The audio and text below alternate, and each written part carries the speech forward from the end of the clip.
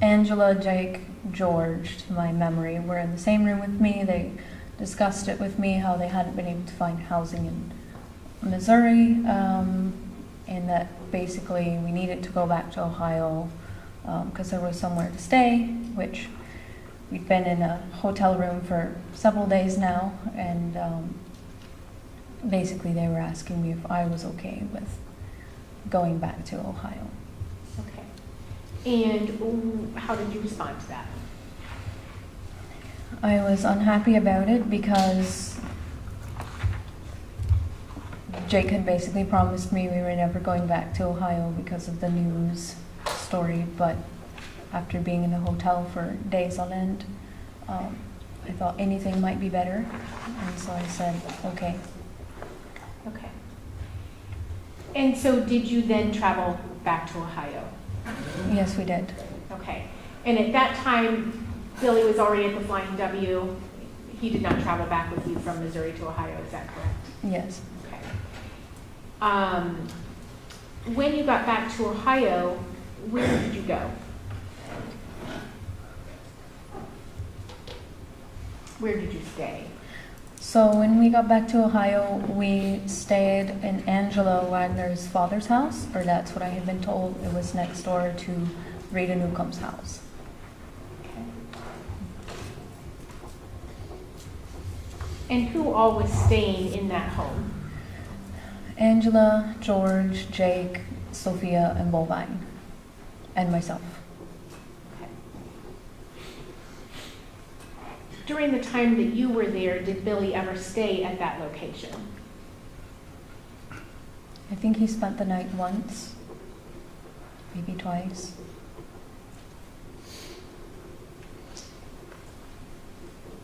Okay. So he may have spent the night a few times, but by and large, he was not living there. Is that correct? Correct. Okay. And did you have an understanding of where he was living during that time? I had been told he was at the Flying W. Okay.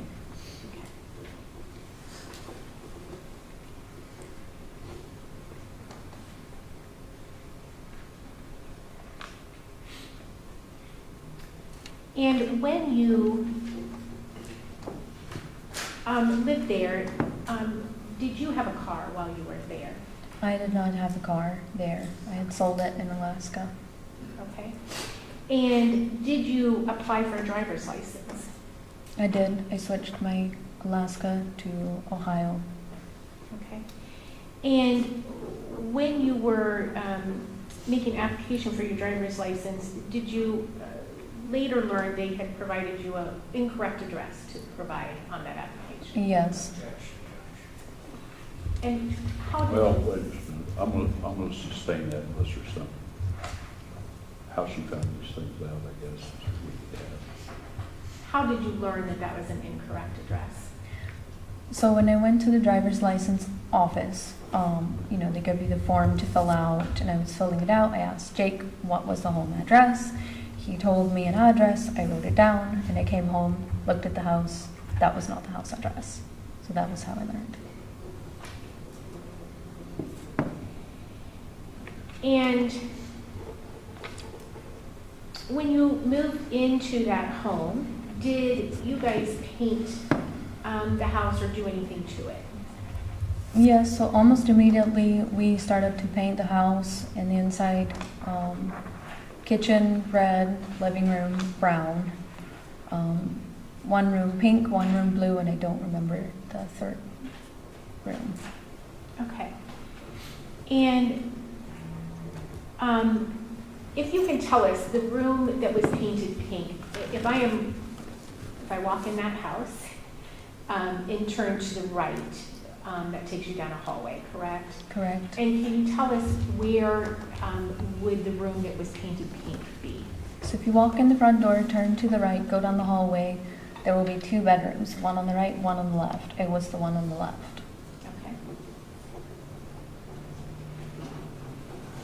And where was the blue room?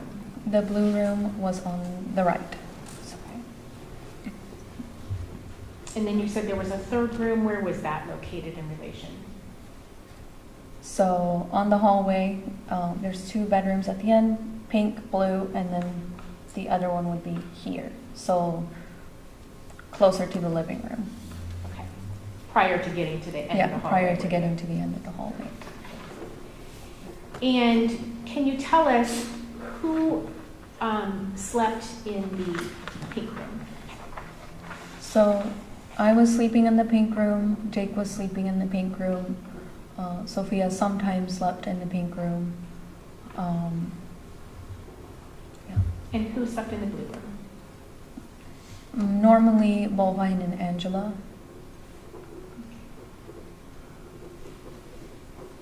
And who slept in the other room? George. And can you tell us, was there a reason they painted one room pink and one room blue? So they would say the reason for painting the one room pink and the other one blue was that if there was ever an inquiry made into the children's well-being, they would say the pink room was Sophia's personal room and the blue room was Bovine's personal room. And that was something that was actually discussed in your presence? Yes. Okay.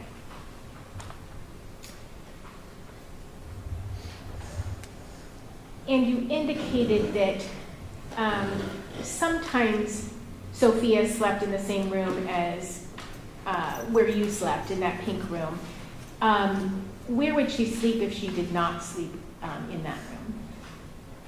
So when Jake was over the road, Sophia would sleep with Angela in the blue room. Okay. So you said when Jake was over the road, can you tell me about that? Did Jake and George get jobs in Ohio? They did. They started working for R&L, driving, trucking over the road. And can you tell us when they were doing that work, what would their typical schedule be? They would be gone most of the week and come home on the weekends, if I remember correctly. Okay. So they would be gone several days and then home for just a few, is that correct? Okay. And so when Jake was home on the weekends, then who would sleep in that room? When Jake was home on the weekends, he always made sure that Sophia was sleeping in the pink room with himself and I. Would you guys all be in one bed, or describe to me what the sleeping arrangements would be? Sophia had a little bed in the corner, but Jake always made sure she was sleeping in the bed with us.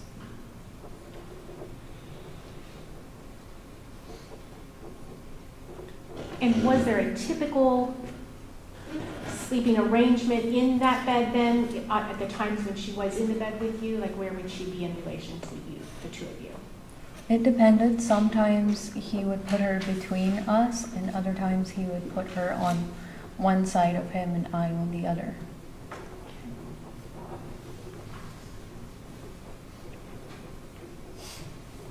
When George was home on the weekends, first of all, did they have the same schedule? And George and Jake? Yes. Yes, Okay. as far as I knew. Okay. And were you aware whether they drove in the same truck? It was my understanding they drove in the same truck, and that was my experience. Okay. In fact, one time you actually accompanied them, is that correct? Yes. Okay. And was that just one time? I think it was just 1 week. Okay. And when George was home on the weekends, would Bullvine sleep with him, or would he still sleep with Angela? I think he was still sleeping with Angela most of the time. Okay.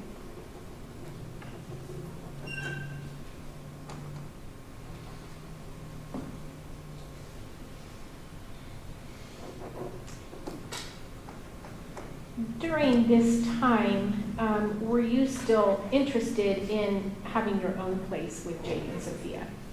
Yes, very much so. Okay.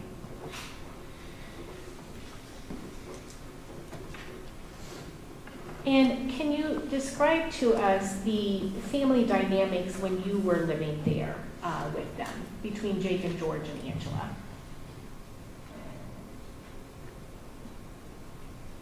I'm not sure what you mean. Okay. How do they interact with each other? How were decisions made? All that. Okay, so usually interactions were strained as far as I remember. They were usually highly stressed and emotional, angry. Again, the shouting continued.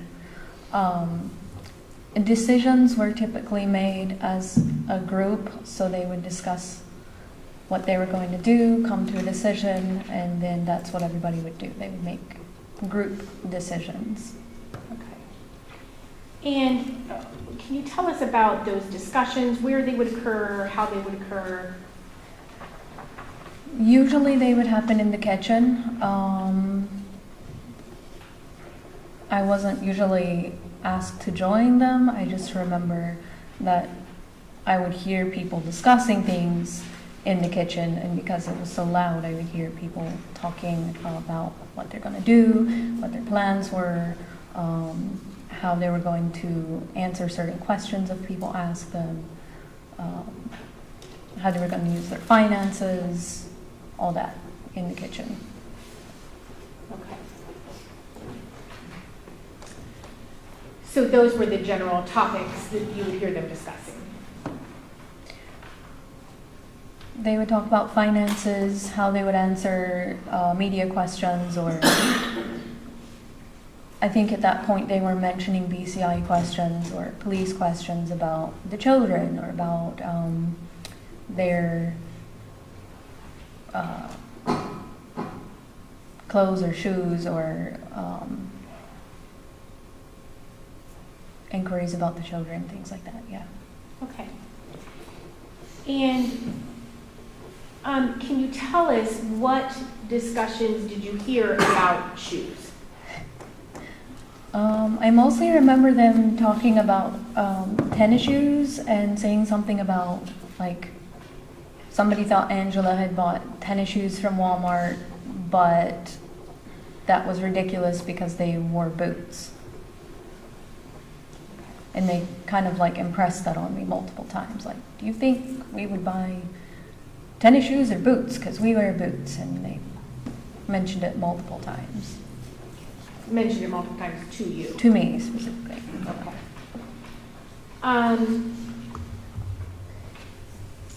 Can you tell us if they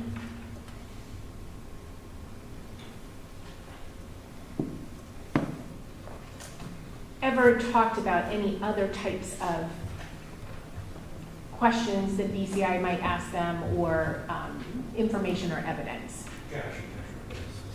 Sorry. Leading here, is that? Your Honor, we had questions more specific.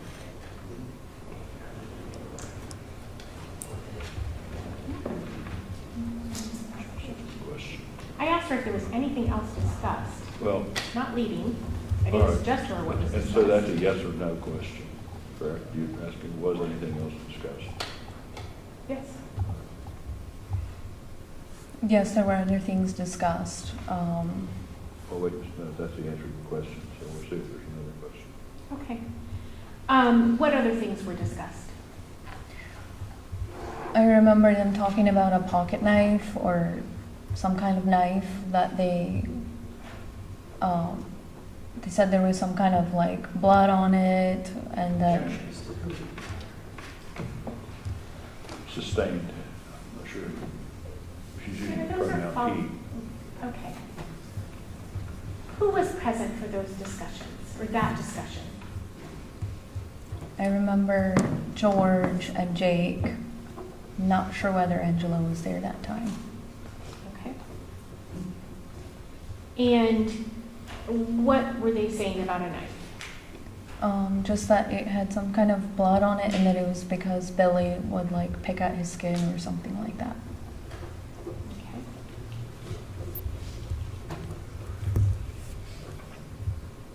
Was there ever a time where you were showed a picture of a person holding a gun. Yes. Can you tell us where you were when that happened? I was in the kitchen of the Flying W. I don't remember who showed me the photo, but I was showed a picture of a person holding a gun, and I was asked something to the effect of, what do you think this looks like? I said, that looks like Jake's hand, and then everybody kind of was like, no, that doesn't look like Jake's hand. And they basically informed me that I couldn't say things like that and had me loudly. I will ask her that question when she's finished telling us what was said. Who was present for this? The kitchen of the Flying W, there was Frederica, Angela, George, Jake. I don't remember if Billy or the children were present. But you remember Frederica. I wouldn't overrule the objection. Thank you, Your Honor. You remember Frederica, Angela, Jake, and George being present. Yes. Okay. And you said you were at the kitchen table or around the kitchen And table? yeah, the kitchen by the big old table. Okay. And they told you that you couldn't be saying things like that. Okay. And did they tell you why you couldn't say things like They that? said they were afraid BCI was listening, and that I needed to learn how to answer questions better, so that if the media or BCI asked me, that I wouldn't say things like that.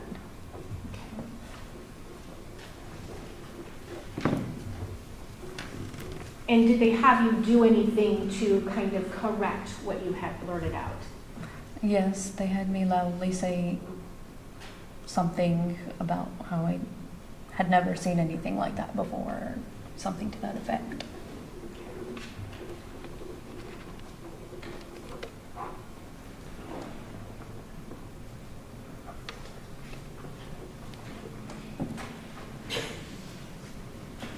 And can you tell us,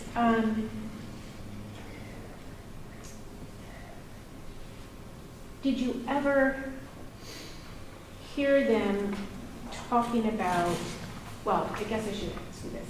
You were aware that BCI was engaging them from time to time during the time that you were living there, correct? Towards the end of my stay with them, I started hearing that BCI had come by, or that, I had to be real careful not to go outside much, because what if the police or BCI saw me, kind of thing. So I was becoming aware of it, yes. Okay. And did you ever hear any of them discussing law enforcement or other individuals that they wanted to harm? Yes. Well, I'm going to allow that question. The answer to that was yes, but it might go smoother if we, in each case, before we got into what was said and so forth, it was determined the place, time, and who was there in advance of asking, and then trying to bring in later about who was there. So I'm going to allow that answer, yes. Before we get into any details, we're going to have to set the framework for it. The question will have to set the framework. Okay. And what was your answer to that question? Did you hear any of them ever say anything about BCI or other individuals if they, regarding any threats? Yes, so there was a time when I Wait a was... minute. The answer to that's yes, but what I said was, before we get into any details, we're going to have to set the framework about where, when it occurred, and who was there. Was this on one occasion or more than one occasion? More than one occasion, one stands out in memory. Okay. And where were you for the one that stands out in your memory? I was in the house next to Rita's house, in the living room, and George and Jake were loudly discussing things they would do if various law enforcement people were in their grasp. So, for example, Ryan or what's the name? Oh, Objection to what? But basically, objection. Yes.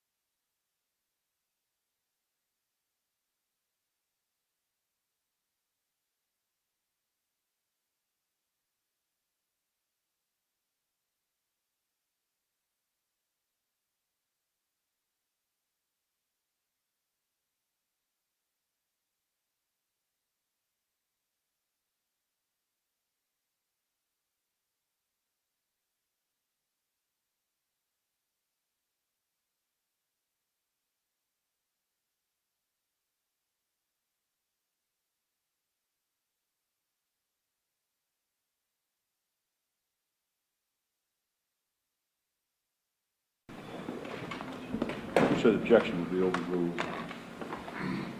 Thank you, Your Honor.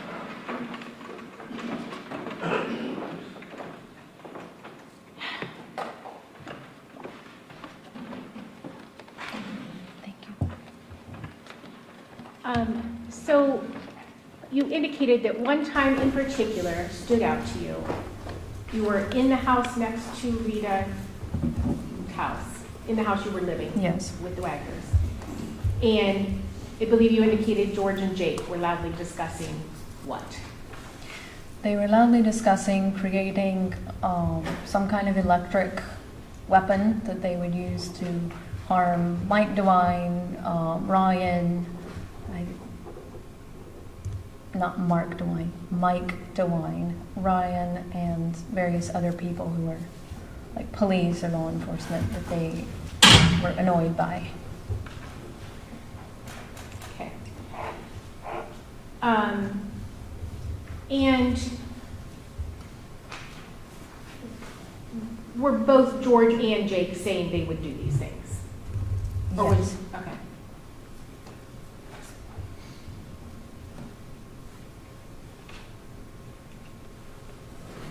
And was there ever a time where they were discussing what they would do if one or more of them got arrested?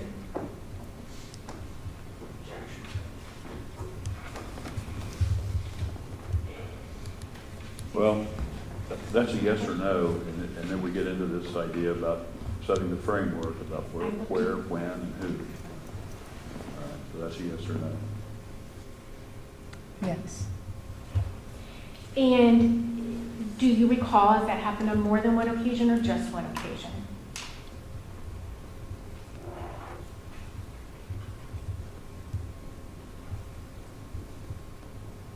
May I have a moment? I'm very nervous. Sure, sure.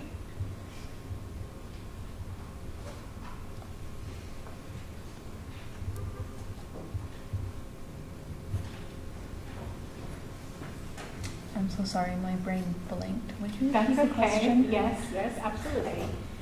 And I don't know how long we've been going either. I don't know if it's appropriate for a break or not. I honestly don't remember when we started, Your Honor, but I can ask the question.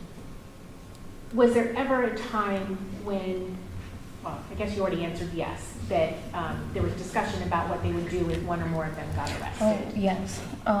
Was that on more than one occasion or one occasion? It was an ongoing conversation that would happen periodically. It happened almost every day, I want to say. Okay. And who would be involved in those discussions? Depending on who was there, Angela, George, Jake, Billy, Rita sometimes. I feel like Chris was even there a couple times.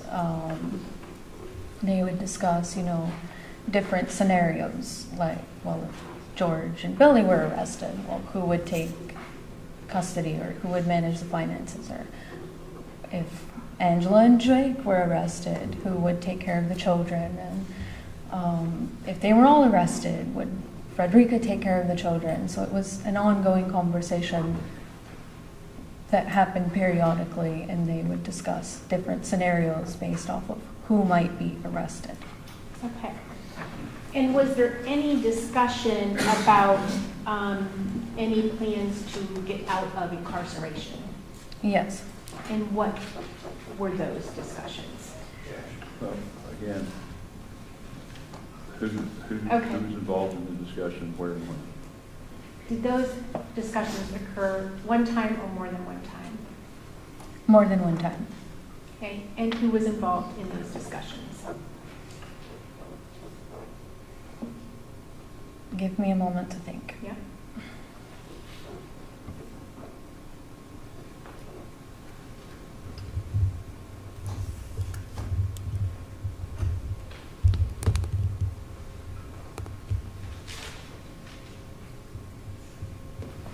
I remember George, Jake, Angela, and at one point, Chris.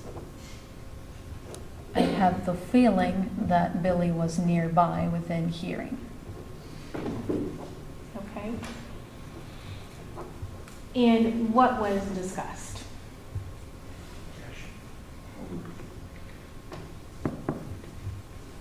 You can answer. There was discussion about creating a bulletproof bulldozer, which could be driven through the walls of a enclosure, such as a prison, with which to, break people out of jail.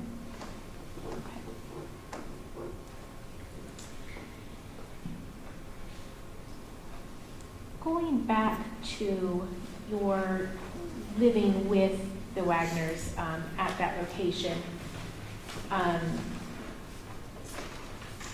in the home next to Rita Newcomb's home, can you tell us during the time that you were there, did Angela ever have conversations with you about the sexual relations you were having with Jake? Yes. Okay. And can you remember what specifically she discussed with you? So I remember her asking if Jake and I were trying to have a child, and telling me that it wasn't a good time for Sophia, for he and I to have a child. And I remember her asking if Jake and I had sexual relations with Sophia in the room. And I remember her suggesting that that was inappropriate. And I remember Jake and I having that discussion, and I remember telling him that I did not think it was appropriate and that he did not listen.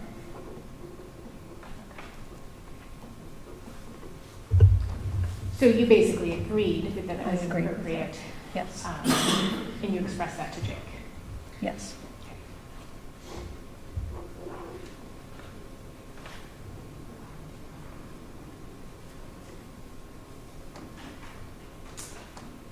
And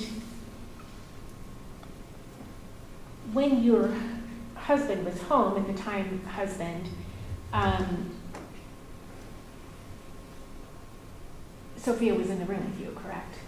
Yes. Normally.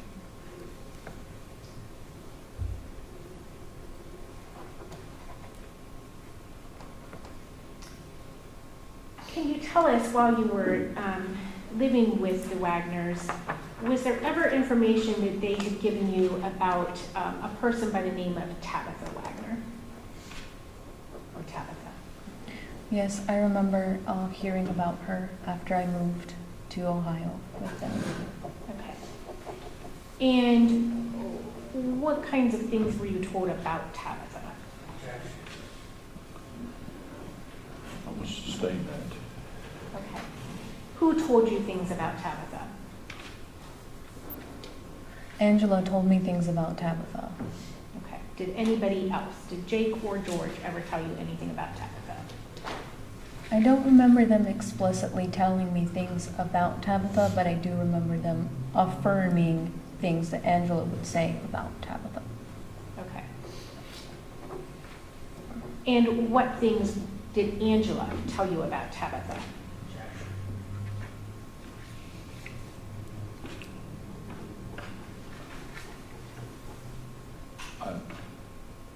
You want to argue the relevance of that, and admissibility here? I mean, I can approach him. I'm assuming he doesn't want me to say that. I'm sorry? I'm assuming they want us to approach, I assume on that.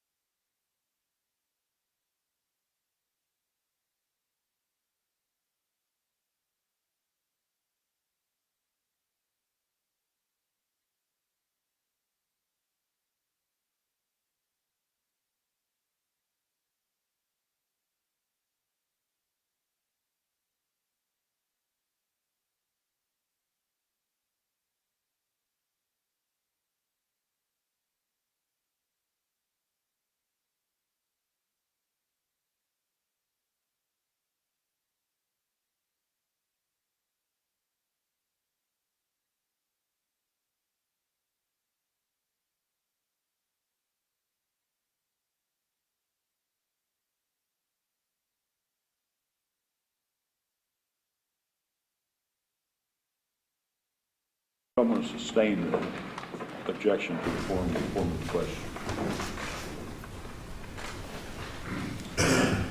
Can you tell us,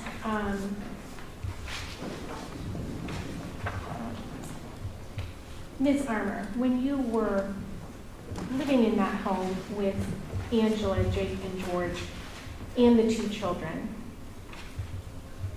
did Angela ever accuse you of things regarding either one of the children?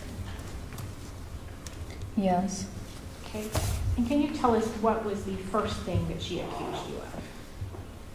If I remember, it was food poisoning. She accused me of having intentionally food poisoned the children.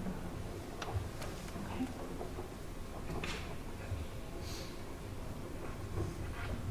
And did she tell you that, or did she tell somebody else that? Objection? Well,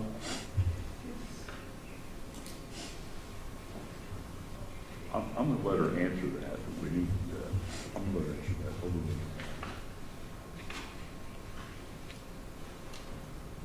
It was both. She mentioned it herself at one point, but Jake was the one that brought it to my attention that she suspected me of having food poison the children, which she then later mentioned in the kitchen in front of me. Okay.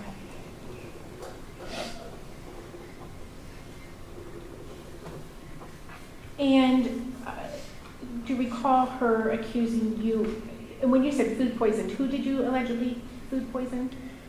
She alleged that I food poisoned Bovine and Sophia because she said that they had been having diarrhea or throwing up or something like that, which nobody else saw.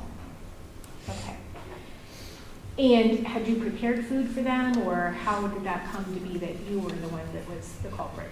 So I prepared a meal that was tacos, and everyone really liked it. And then in the next couple days, she said that I had food poisoned people with those tacos. Okay. Children were not the only ones who ate it.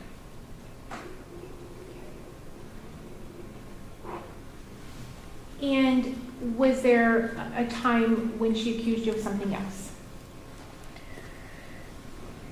There was a time when it was brought to my attention by Jake that she said that I had inappropriately touched Sophia sexually. Okay. And before we get to that discussion that I certainly do want to talk with you about, were there, what kinds of, well, okay, I guess I'll let you talk about that. So Jake brings to your attention that his mother has said that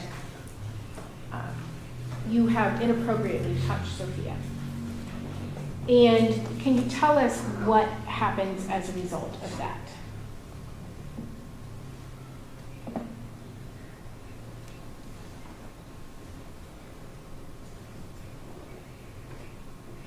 So when Jake came to me and told me that his mom believed that I had touched Sophia inappropriately, I was also informed that because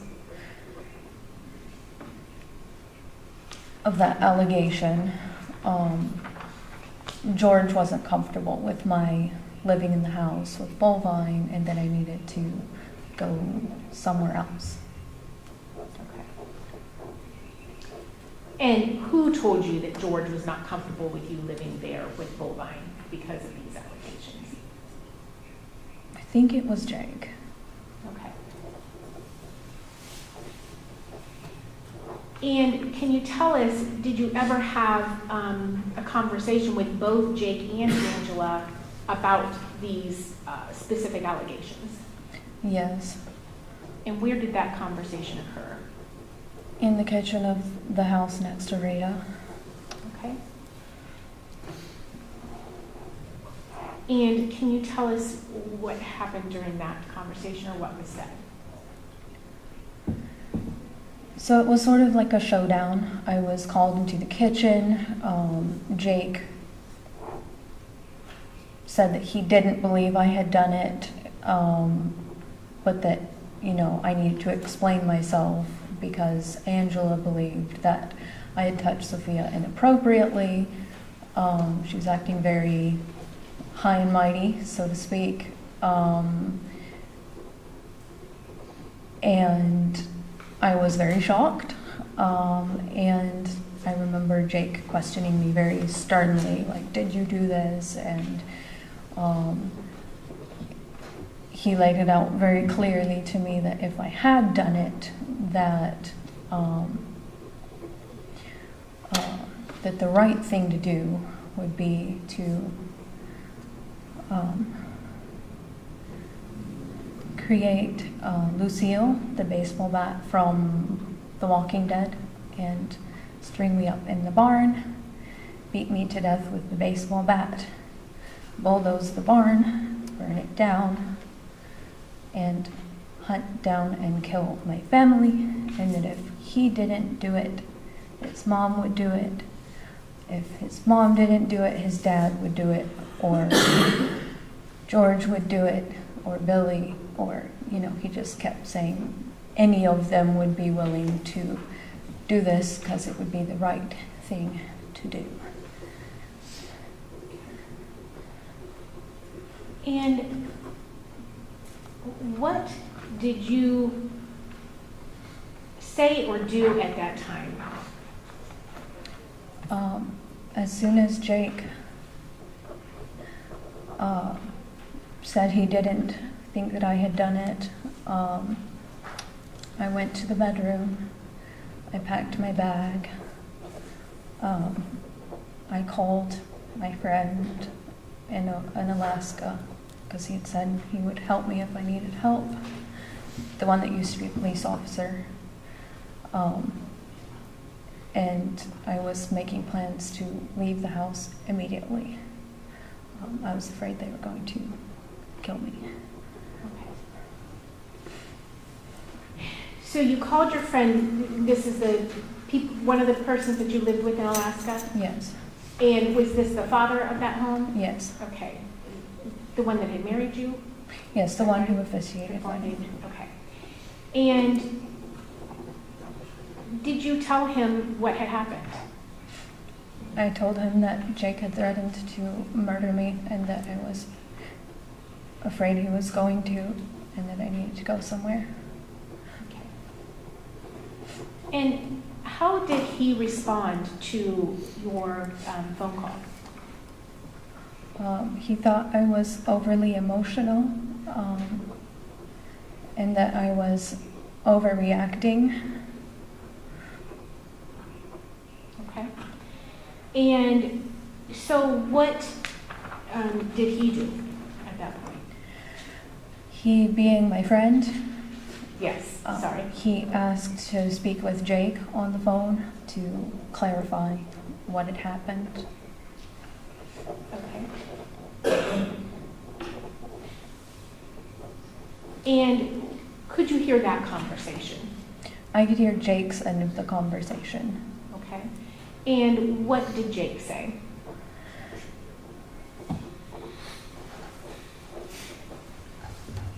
I'm going to open that up. What was Jake saying? Jake was saying that he hadn't meant it, that he was, joking, that he was just using a figure of speech, basically. And what happened after your friend spoke with Jake? In detail? Did you speak with your friend after he was done speaking to Jake? Jake passed the phone back to me. My friend basically told me he didn't believe Jake had it in him to murder somebody, and that he'd been just exaggerating and speaking out of anger, basically, and just to kind of calm down. Okay. At that point, what did you do? I continued to make plans to leave. Okay.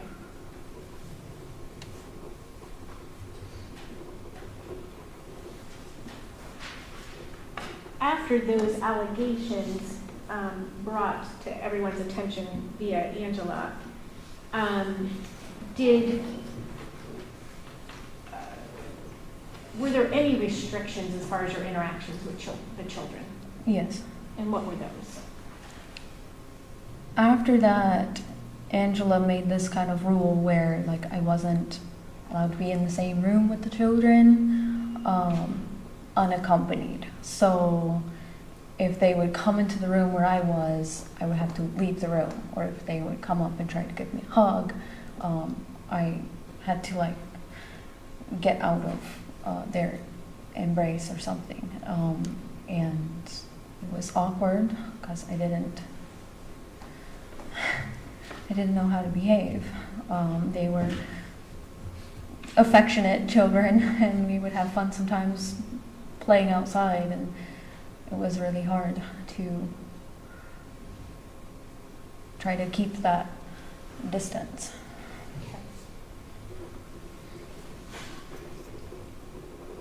And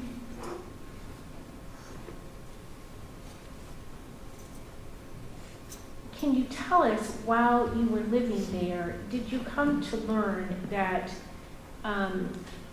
your belongings had been gone through? Yes, they would sometimes confront me about things in my belongings, so I was aware they were going through my personal items. Okay. And can you tell us what were some of the things that they confronted you about?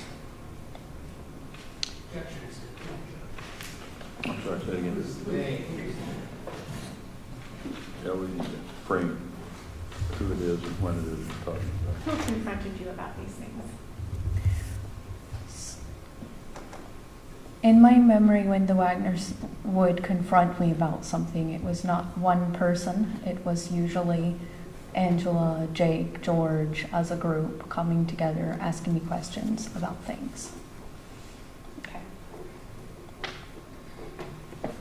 And do you remember some of those items that those three individuals would confront you about? At one point, it was about a personal diary.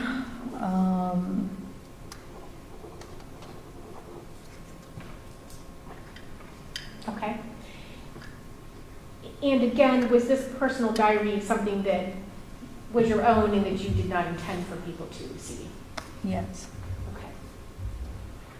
And can you tell us what the general content of that particular diary was that they confronted you about?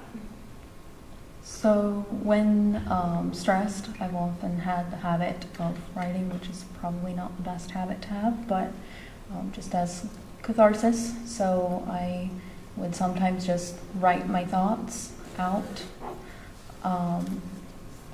This particular diary was framed as sort of a Dear Diary, but instead of Dear Diary, it was Dear Granddaddy, because I had a close relationship with my grandfather. And Jake had at one point suggested writing to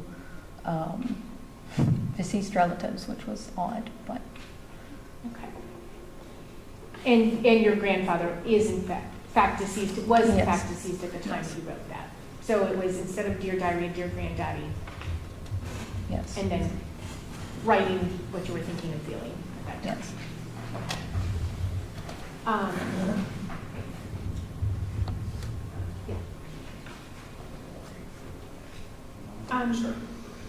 Okay. Yeah, Your Honor, if we could go ahead and take our morning break. Yeah, it's a good time for that. We've been at almost 2 hours. So we will be taking a 15-minute morning break at, let's see, at 10 after 11, the jury will assemble at the jury room to be brought up from there by court personnel. While you're on your break, you're not to discuss this case among yourselves or with anyone else, not to permit anyone to discuss this case with you or in your presence, not to form or express an opinion concerning the case, not to do any research concerning the case as to the facts or as to the law from any source at all, do not view, read, or listen to any reports or accounts of the case from any source at all, and have no contact with any participants in the case, including parties, counsel, or witnesses. So does counsel for either side have anything to put on the record before we recess? All right, so we are in recess until 10 after 11.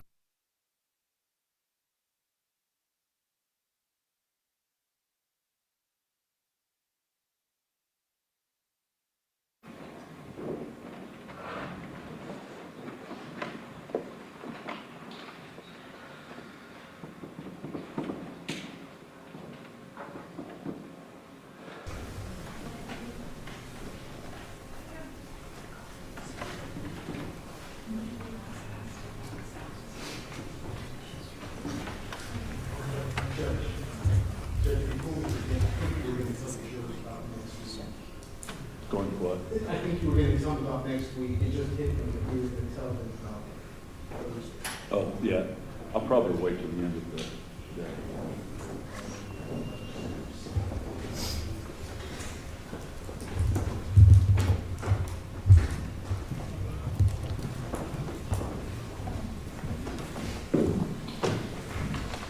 Thank you.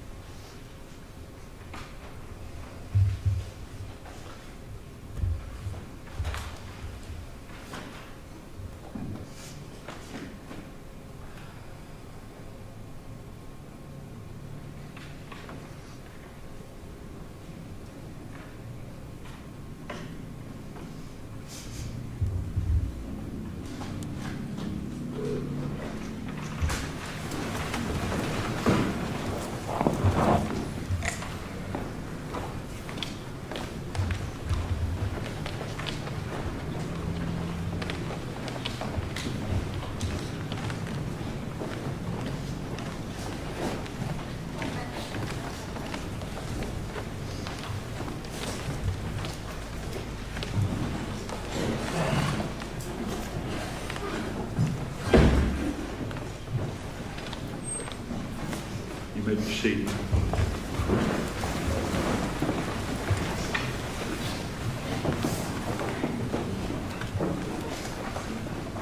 The state may resume questioning the witness.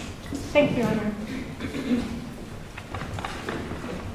At this time,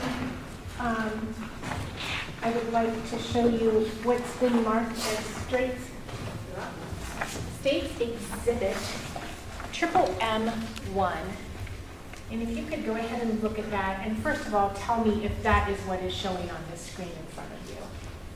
Yes, that's what is on the screen. Okay? And can you tell us if you recognize that? I do recognize it.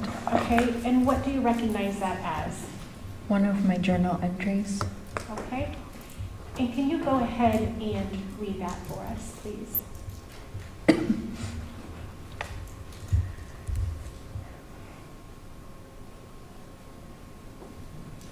Dear Granddaddy, the people I live with are all right, I guess. They are constantly yelling and hitting, and not one of them understands the concept or need for privacy. Even the most private of all human doings are open for discussion and comment in this family. It grates on my nerves. Also, nobody seems to understand basic ownership. Okay. And can you tell us, is that one of the journal entries that you had written that was discovered by the other people living in the home? Yes, And were you speaking about them in that journal entry? yes, I was speaking about George, Jake, and Angela, yeah. Okay. Showing you what's been marked as State's Exhibit, I'm not showing you, am I? State's Exhibit MMM2. And if you could go ahead, that's just the first page, but if you could look at that and tell me if you recognize that, please. Yes, I recognize it. And can you tell us what you recognize that as? Another one of my journal entries. Okay. And again, styled the same way, you started with Dear Granddaddy as opposed to kind of Dear Diary. Yes. Okay.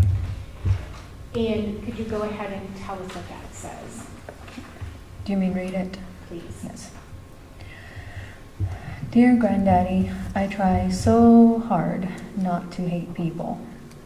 Proof of this is that out of my entire crazy big family, there are only 2 people I truly hate. But now, Granddaddy, there are 3.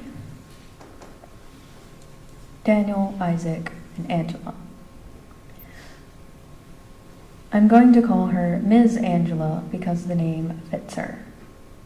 Anyways, Ms. Angela is horrible for all these reasons. 1, she married unwisely and believes all marriages destined to end like hers. 2, she has her fingers in my husband's pocketbook and makes exorbitant demands on his salary, holding her own quote-unquote gifts and help over his head like a club to emphasize her demands. 3, she has more say over my life right now than I do because she controls my husband through his child. 4, she verbally abuses and yells insinuations at my husband, which he doesn't understand, but I do. 5, she dislikes and ridicules books.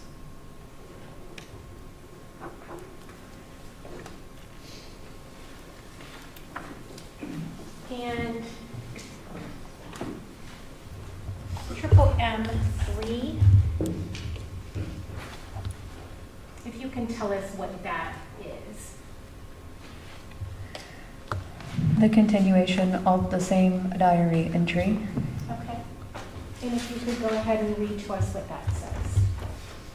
6, because she is a manipulative liar, she is teaching our daughter to manipulate and lie. 7,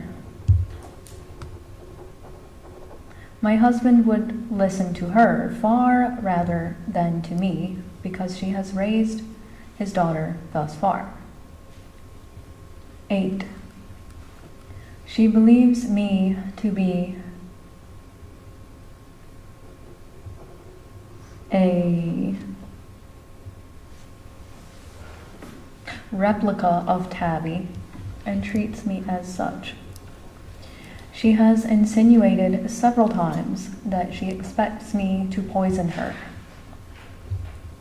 9, she has repeatedly declared that she will see to it that Sophie will always prefer to be with her and never accept me as her mama. 10, she has threatened my husband with custody battles. 11, the most horrible thing is I have her totally within my power. All I would have to do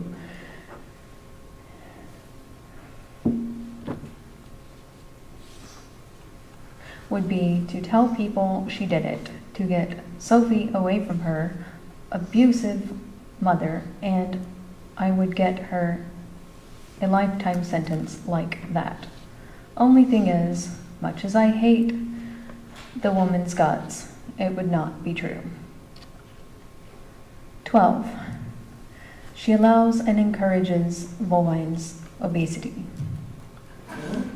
13, she treats the children second, work first, and kids second.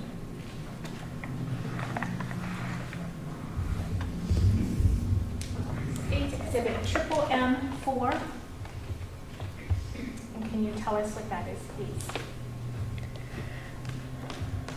Continuing the same diary entry. Do you want me to read it? Yes, please. I'm sorry. 14. She keeps tabs on me, always watching and listening to see where I am. 15. I'm having to live in her house, under her direct control and condescension.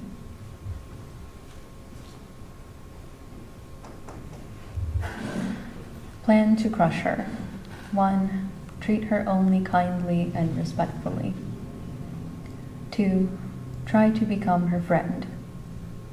She's like Rhonda, so she really only respects working.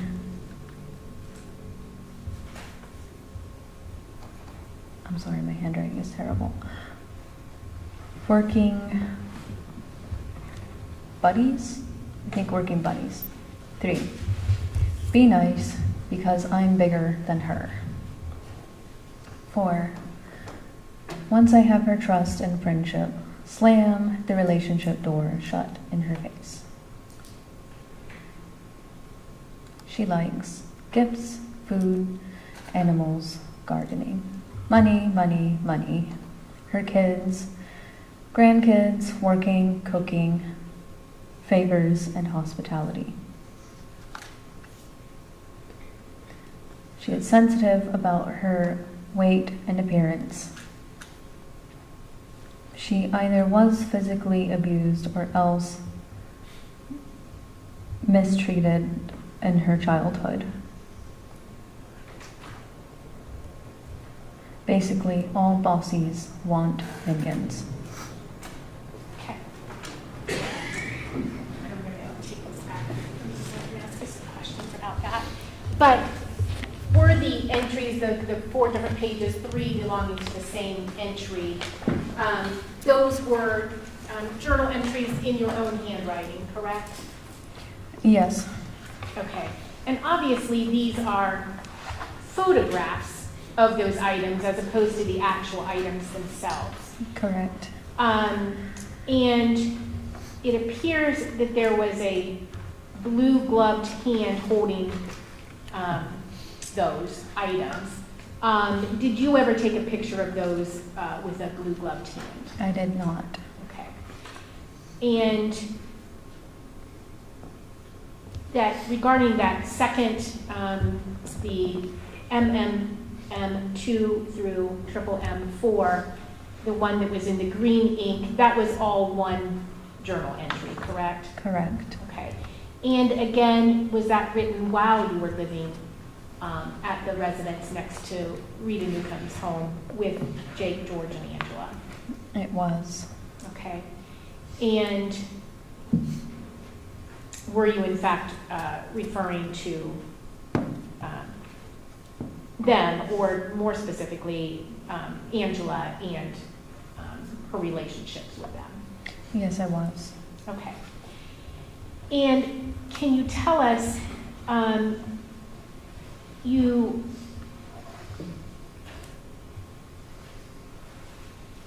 talked about, she believes me to be a replica of Tabby and treats me as such. She has insinuated several times that she expects me to poison her. Can you tell us who is Tabby? To my knowledge, Tabby was Tabitha, and she was George's either wife or ex-wife. I'm not sure which. Okay. And what made you say that she believes you to be a replica of Tabby and treats you as such?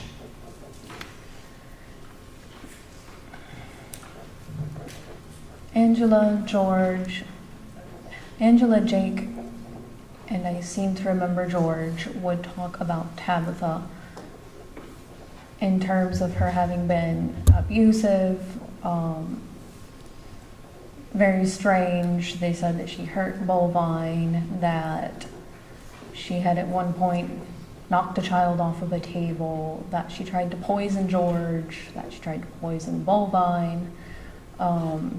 They made very crazy claims about her, and the longer I stayed in that house I noticed they were making the same claims about me. They meaning Angela, and then others picked up the tale. Okay.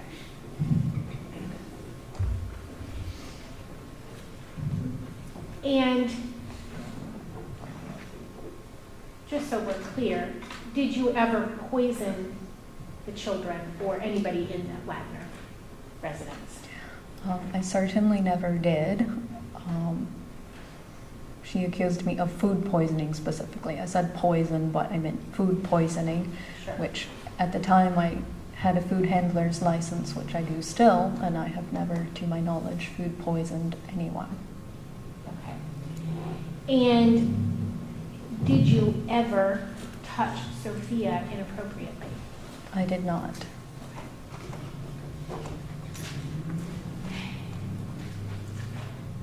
And you indicated that she, quote, has her fingers in my husband's pocketbook and makes exorbitant demands on his salary, holding her own, quote, gifts and help over his head like a club to emphasize her demands. Tell me what you mean by that. So, I don't know how to say it in a brief form. Okay. May I explain? Sure. Okay. So, I've never been in a group of people who handle finances this way. So, basically, different ones of them had different debts, meaning George, Jake, Angela, different people had debts, and they would hold each other accountable for helping pay off these debts that they had. So almost as if it was an expectation, not like you could choose whether or not you wanted to.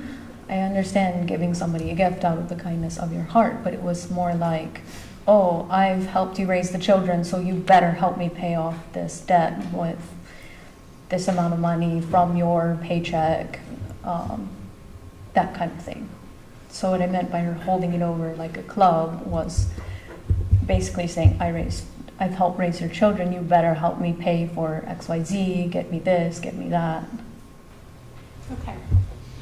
And I believe you testified earlier, but would those kinds of discussions sometimes be the topic of conversation when they would have their family meetings?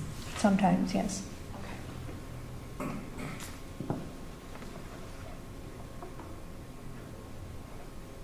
And you indicated that she has more say over my life right now than I do because she controls my husband through his child. What do you mean by that?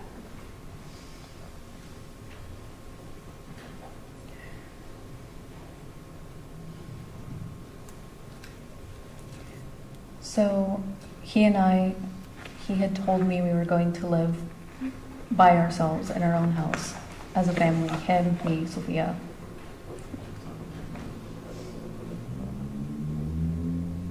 But she would say that Sophie needed this, or Sophie needed that, that she needed to be with her, that Sophie wasn't comfortable, that Sophie didn't like me. Like, she would make these statements about what Sophie was feeling, and she would say that because of her alleged understanding of Sophia's character and needs, etc., that we couldn't do this or we couldn't do that.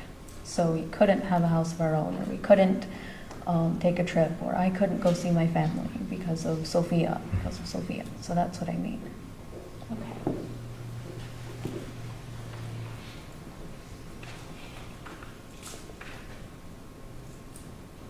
And you made a comment that she dislikes and ridicules books. Why did you make that comment? Because I liked to read, and so sometimes I would go in my room and read, and she would try to stop me, or sometimes I tried to read to the children, and she didn't like it if I was reading to the children, and she would make comments like, I don't know why you like those books, or I don't know why you're always reading those books. And so she clearly didn't have a high opinion of reading or people who liked to read. Okay.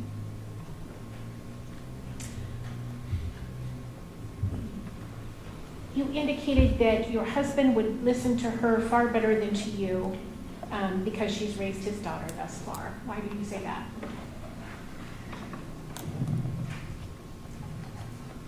For the same reason. So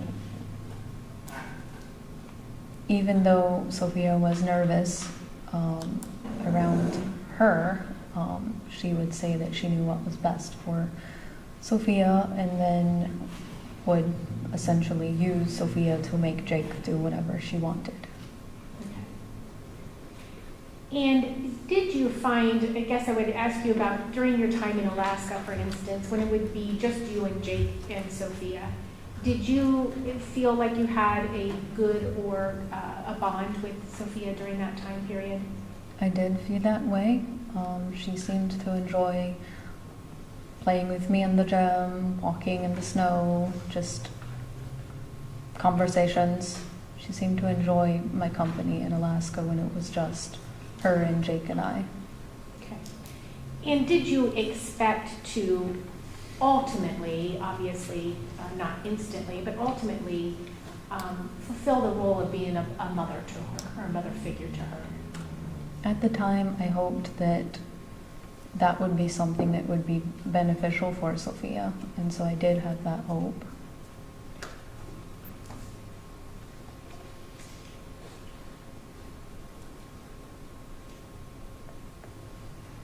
And you say in here that she's repeatedly declared that she will see to it that Sophie will always prefer to be with her and never accept you as her mama. Are those things she actually said to you? Yes. Then, of course, you indicate that you could harm her by telling the authorities that she was actually involved in these the murders that you knew they were being investigated for, correct? Yes. Okay. But then you comment that as much as you would like to, or as much as you dislike her, that that would not be a true statement. Correct? May I say more? Yes, please. Okay. So when I wrote that diary entry, it was right after the first time she accused me of food poisoning people. I had not stayed with the Wagners very long at that point, and so I still was basically going off of the story they had told me about the news media and everything like that. So yes, I did say that at that point in time. Okay. So at that time, you believed that they had not committed Correct. these offenses. Okay.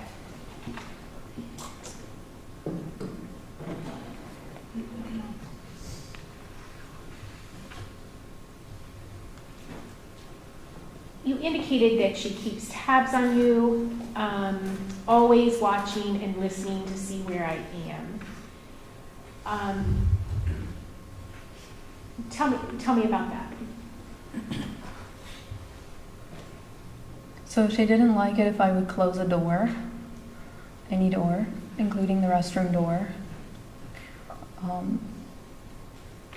If I walked outside, she would become very nervous and send someone to find me, whether it was Sophia or Bovine or come herself. She didn't like it if I was out of sight of her. She always wanted me within her sight lines. No privacy. So describe for us what your daily existence was like in that home, especially when Jake and George were away. When Jake and George were away, she would leave me alone most of the time. Didn't seem to want to really interact with me, except to know where I was all the time.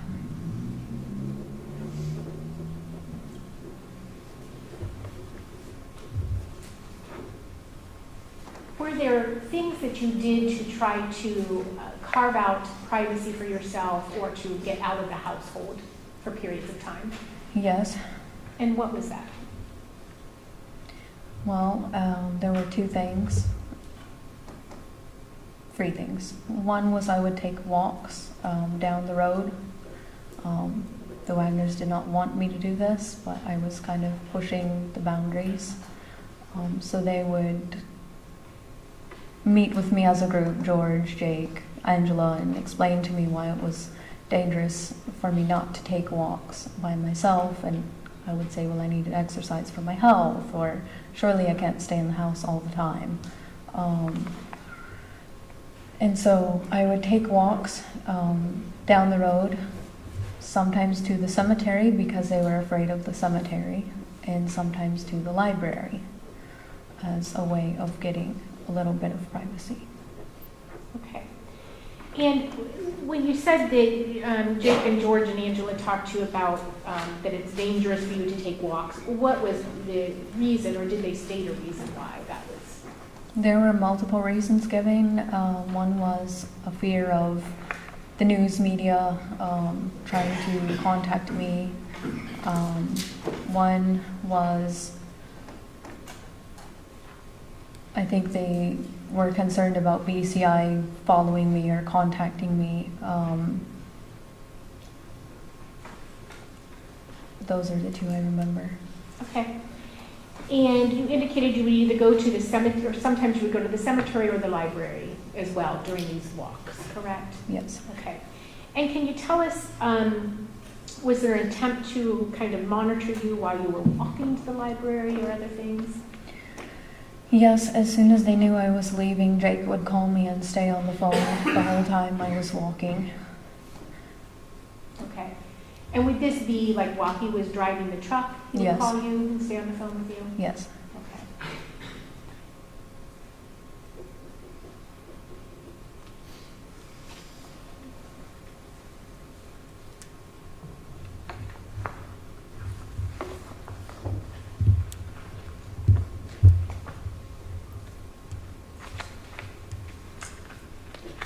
In your first journal entry, the one that was just a paragraph long, you indicate that even the most private of all human doings are open for discussion and comment in this family. Can you tell me what you meant by that? Well, sometimes I was asked whether or not Jake and I had had sex, or if we were. Yeah, people were talking about Jake and I's sex life and their own sometimes. Okay. And tell me about that. What kinds of things were discussed? By whom? Maybe we need to Okay. have some foundation for this question. Who else would talk about their sex lives? I remember Billy and George talking about going to see whores. Is that the words that they used? I don't remember if they used the word whore, but that's how it's in my mind anyway, like prostitutes. Okay. And when you say they talked about going to see them, as in intending to go see them or having done that, or what? I seem to remember it being past tense. Okay.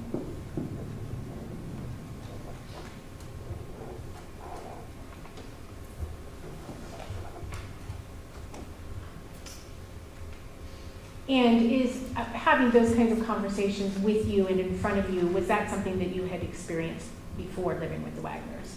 I had not experienced that before.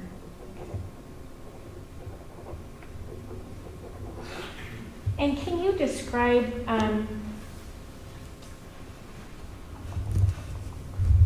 to us, you talk about, well, here you say there's constantly yelling and hitting. Talk to me about that. Who is yelling? Who is hitting? So the yelling would be George, Angela, and Billy. The hitting was mostly Sophia and Bovine, because while the yelling was going on, typically they would be being almost completely ignored by everybody, and they'd be off in the corner just stressed out and frazzled and just going at it, releasing tension by hitting each other a lot of times. Yeah.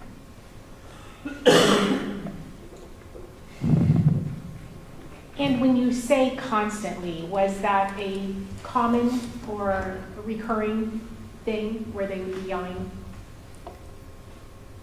I feel like anytime people were all in the same place together, there would be yelling.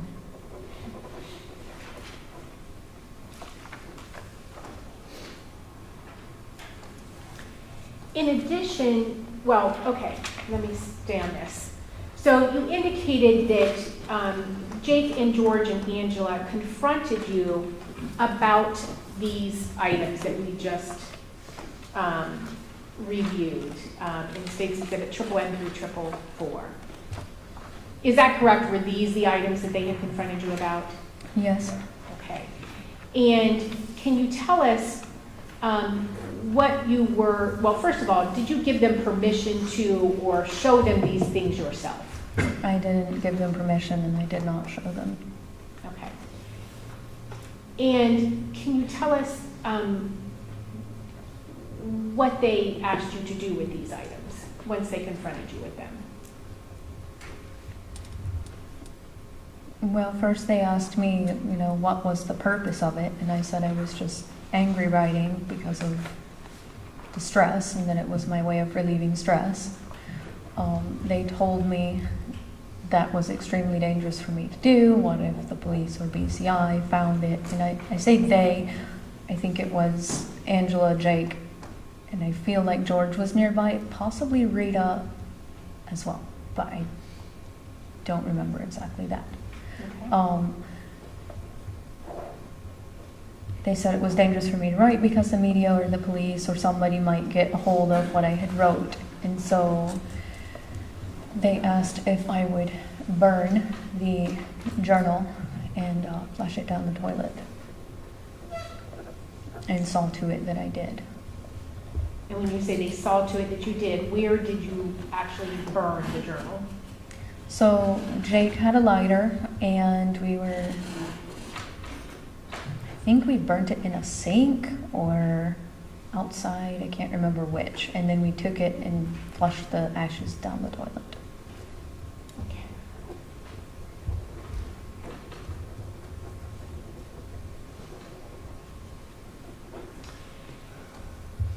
Okay, so they confront you about these things.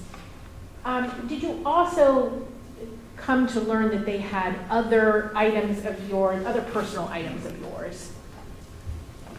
Or personal documents, I should say.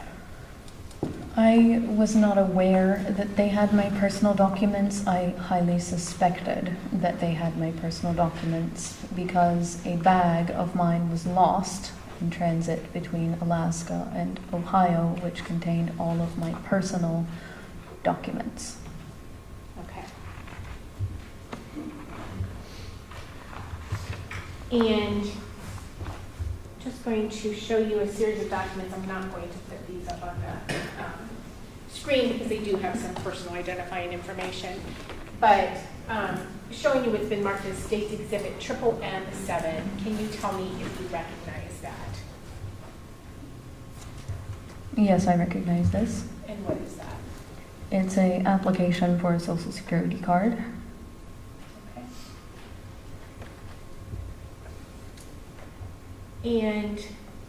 And was that as a result of your name change as a result of marrying Jake? It was both as a result of the name change and as a result of having lost the actual card through loss of that bag. Okay. And then State's Exhibit M8.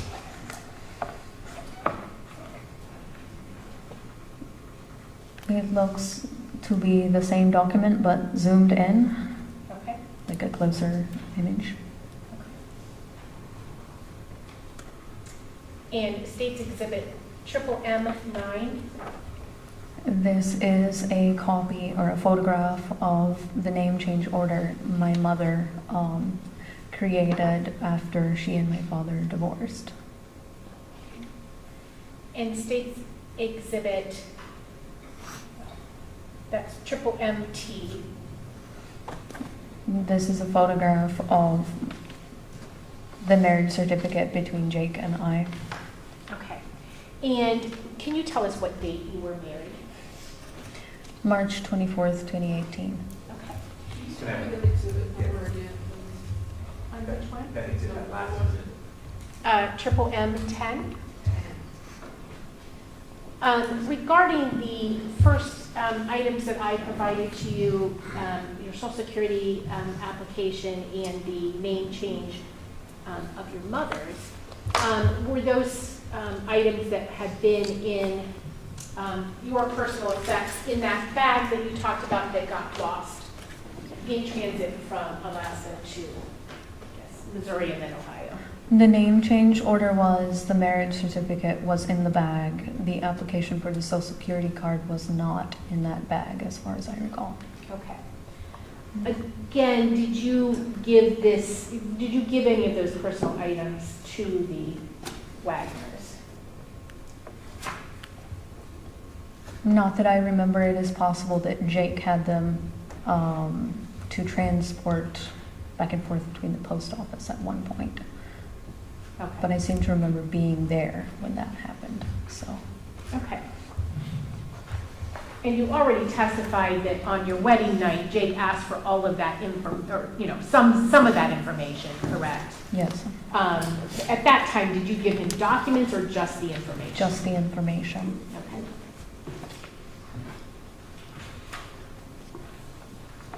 Before I move on, I want to follow up on one thing, the double X 11A. You can show that up on the screen.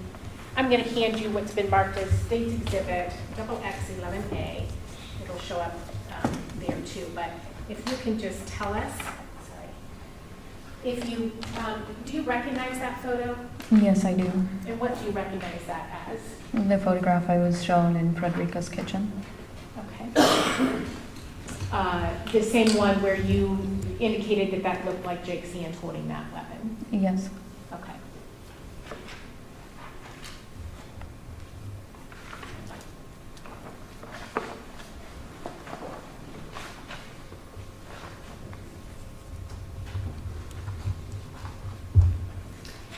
You've been referring to an individual by the name of Rita Newcomb. Do you know who she is in relation to the Wagners?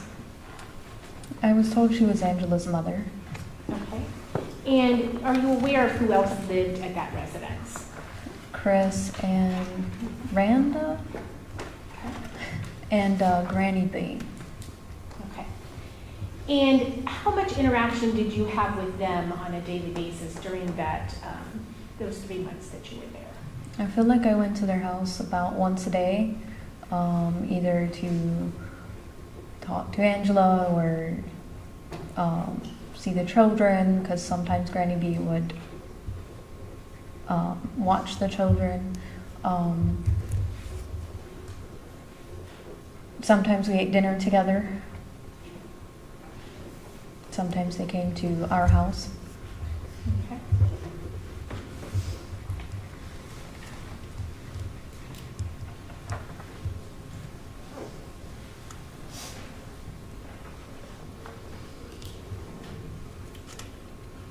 You indicated during these family meetings that you would not be a part of them. Did Jake ever tell you if you would ever become a part of them? He once told me that if they came to trust me, perhaps I would be invited to the meetings. You know, if I did what they wanted me to, and his mom came to trust me, and that maybe someday I'd be invited. Okay. And you indicated that you did you did voice your desire to, for you and Jake and Sophia to have your own place to Jake, even after you were back in Ohio, correct? Yes. Okay. And at some point, did you also suggest that you get your own place alone? Yes, so when George and Angela said they weren't comfortable with my being around, I said, well, perhaps it would be better for everybody if I had my own living space, whether that was rented or staying with somebody else or my own house, just to put distance between us. And I remember at one point also mentioning that I was in over my head with all of this legal, political, news-related things, and that perhaps it would be better for everybody if I was secluded somewhere where I wouldn't cause so much trouble. Okay. And do you recall if that also became the topic of one of the family meetings? If that was discussed, of you living someplace else? We did discuss it, yes. Okay. During the time that you were living at that residence, did you never ever know individuals to go see an attorney? I was aware of people going to see an attorney. Okay. And who specifically were you aware of doing that? Well, Jake once brought me to see an attorney in the town nearby, I forget the name, and I knew that Angela went, and I was of the impression that Angela and George went together on a different occasion.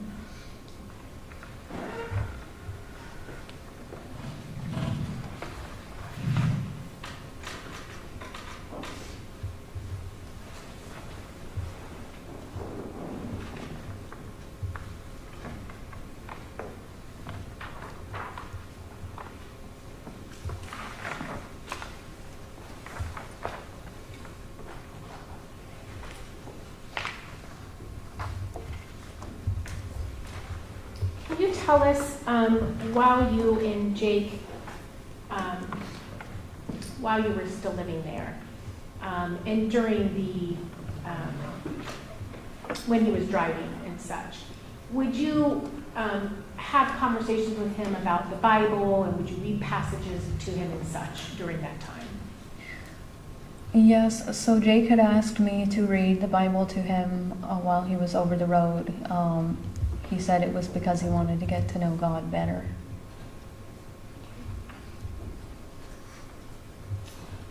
And how often would you say that occurred? Almost every night.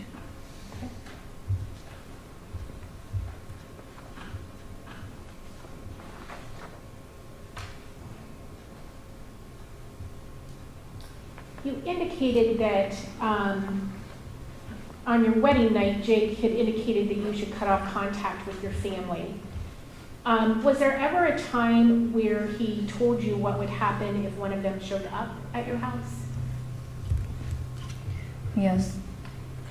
And what did he say? He said that he would kill them.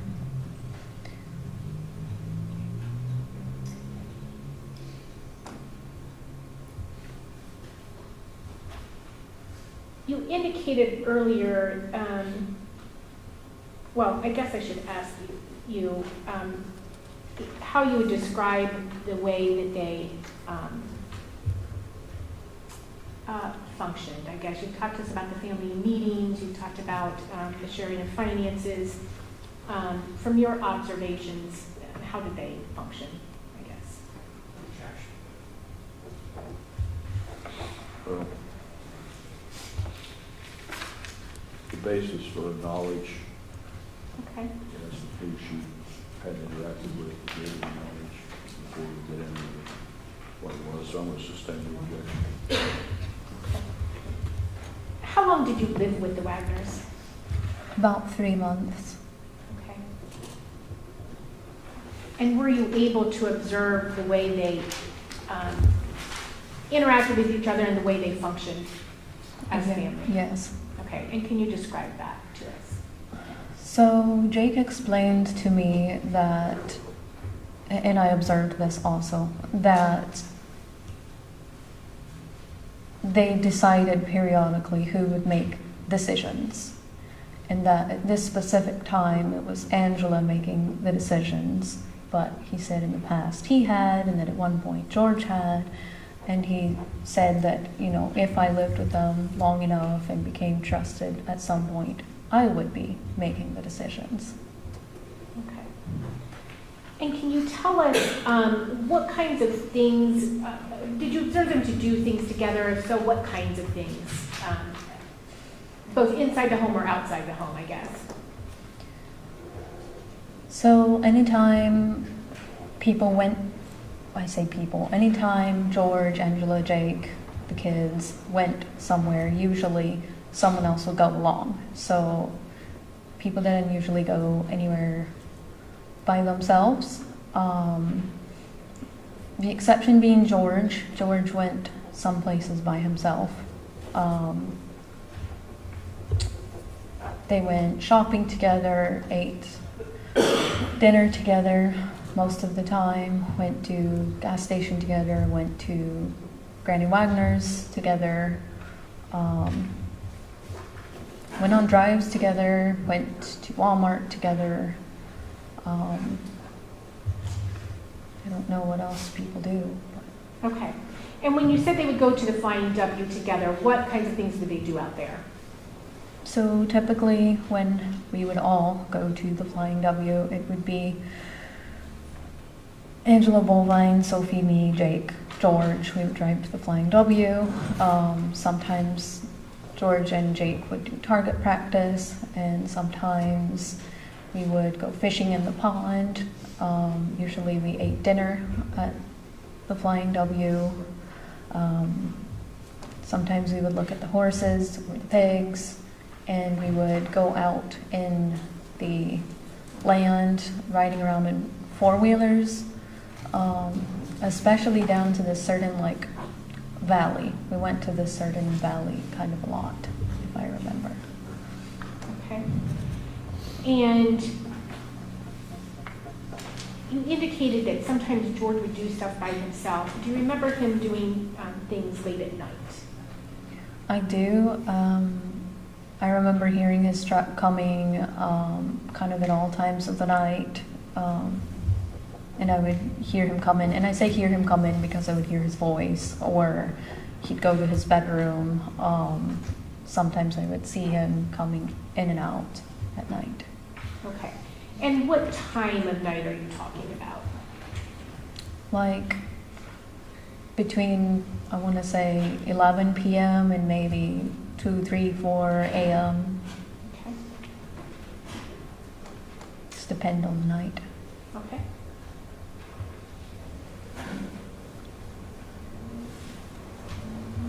How many times would you say during that 3-month period that you had alone time with your husband? If I remember, it was 14. You remember the number? That's how many weeks there are. Okay. So basically once a week? Okay.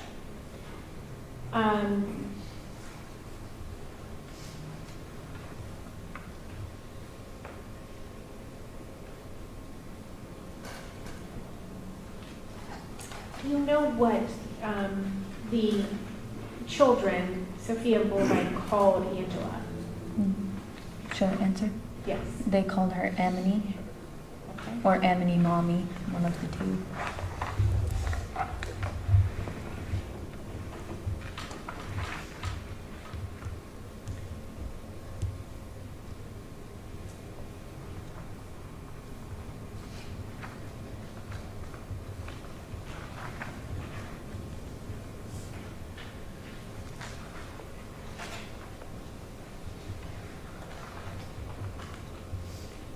You indicated that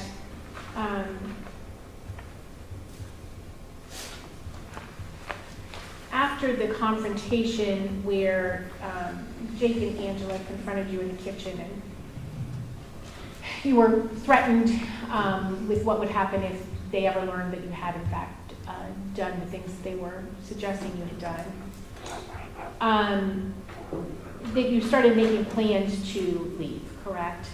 Yes. And can you tell us how did you go about getting away from that? So one thing is I didn't want to shake the boat, so I did anything that I was requested to do. The other thing was they still allowed me to walk to the library, so when I would go to the library, I would talk to Jake on the way, and then once I got to the library, I think at this point I had unsynced my phone, so he was not, I unsynced my phone immediately after the threat, so he wasn't able to explicitly see all of my calls at this point. So after I would get to the library, I would pretend like I was, in the library and couldn't talk on the phone, and then I would call people that I knew, asking for help and trying to arrange getting away. Okay. And were you able to make those arrangements? Yes. Okay. And can you tell us who ultimately assisted you in getting out of that home? My father. Okay. And can you tell us at that time where your father had been living? At that time, he was living in Texas. Okay. And did he come to Ohio from Texas to help you? He did. He flew there. Okay. And did you have another individual that you knew help you? I did. Okay. And you don't need to provide the name, but just generally, who was that person? My bridesmaid. Okay. And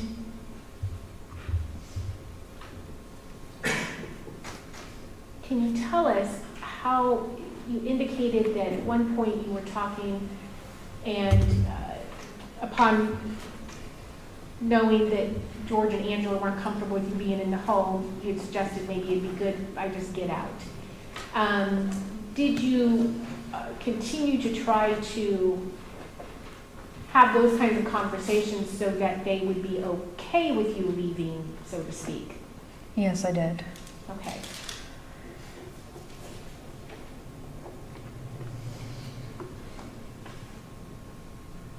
And can you tell us, do you recall when you left there? It was the first week of July in 2018. I think it was the 6th. Okay. You had gotten married in March, very end of March 2018. Gotten to Ohio maybe early part of April of 18? Yes. Okay. So basically 3 months back home. Okay. And can you tell us what happened on the day that you left? So the agreement I'd made with the Wagners was that I was going to stay with my friend to avoid news media, BCI, questioning, everything like that. And then at the same time, I was going to go to college. So Angela and Rita drove me to the Walmart in, I think, Jackson. Is that a town? Sounds familiar. Jackson.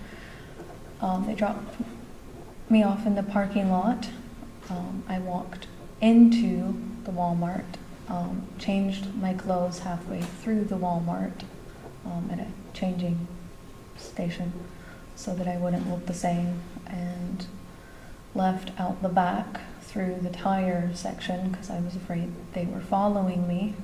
I was concerned, and got into a rented car, took the SIM card out of my phone because I was concerned I was being tracked.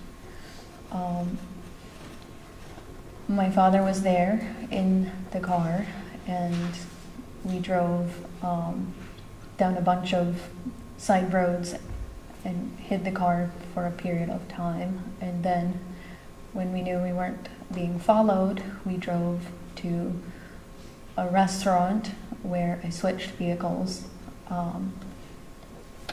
My friend picked me up and took me the rest of the way to Virginia.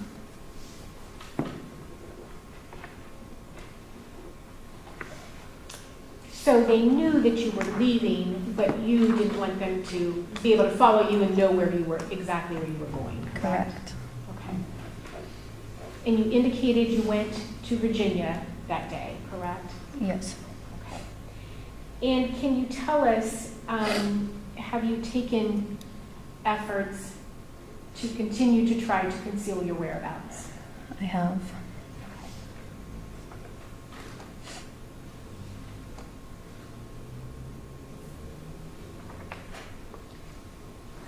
At some point after you left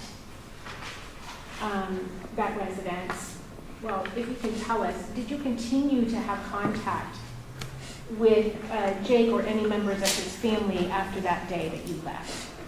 I seem to remember sending Jake maybe 1 or 2 messages after I arrived, hoping that if I said I was safe and had arrived safely, that would postpone any kind of following or hounding. Okay. And can you tell us, at some point after you had left, were you contacted by BCI? I was. Okay. And did you talk to them? I did. Okay. And did you also agree to do a controlled call with Jake?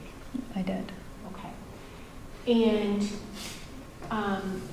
do you recall anything of consequence coming out of that conversation? I was not aware of anything consequential coming from it. Okay. Do you recall anything that you talked about? We talked about Sophia's health, how she was, what their plans were, I think. He asked me where I was. I didn't let him know where I was. And I remember being very angry about how disturbed Sophia had been while I was living with them, and I remember saying, like, well, if she's this stressed and anxious, or if you are concerned about her well-being, you should at least take her to the doctor. I remember that in the conversation.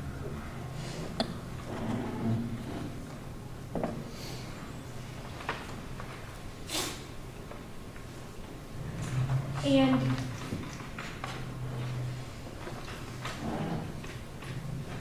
I want to show you just a couple of photos. State Exhibit Triple M. And this does have images of minors in it, so if you could not publish that, please.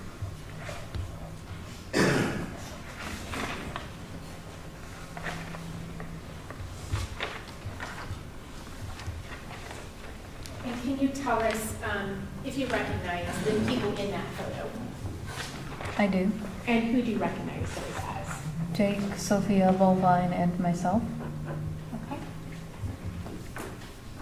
And then same thing for this photo. State Exhibit Triple M 13. Again, if you could tell us if you recognize the people in that photograph. Jake, George, Angela, Billy, Sophia, and Bovine. Okay. And where were those photos taken? Looks like a tree on Granny Wagner's property. Okay. And that would have been sometime during the 3 months that you were living with them, correct? Yes. Okay. And Ms. Armour, can you tell us if you ultimately got divorced from Jake Wagner? I did. Okay. And was that something that you initiated? It was.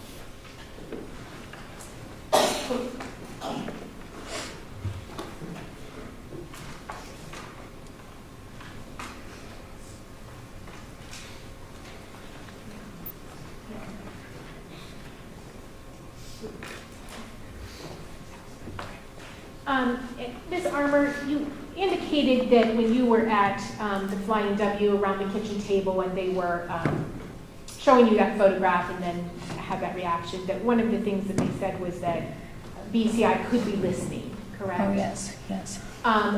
Was that the only time that they talked about the fear of possibly being listened to? No, they seemed, multiple comments were made at home. When I say at home, I mean in the house next to Rita Newcomb's, about BCI listening, or even outside, they would make comments about BCI listening, and that we needed to be careful what we were saying because BCI might be listening. Okay. All right, any other questions for this witness at this time, Your Honor? Does the defense wish to cross-examine now or after the lunch break?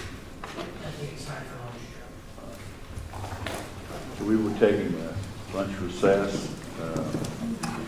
The jury will assemble at the jury room. Let's make it 1:30. Run around the office with it.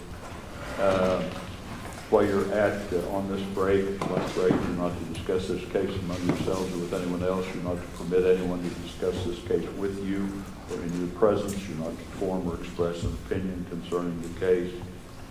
You are not to do any research at all concerning the case, either as to the facts or as to the law. You're not to read, view, or listen to any reports or accounts of the case. You're to have no contact with any participants in the case, including parties, counsel, or witnesses. At 1:30, you're to assemble at the jury room.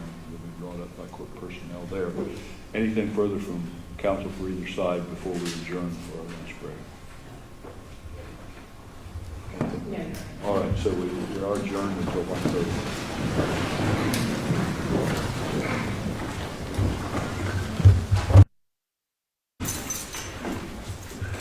Is counsel for each side ready for the jury? Yes, we have. Your Honor, if I could ask to approach the court on that. Yeah, I know.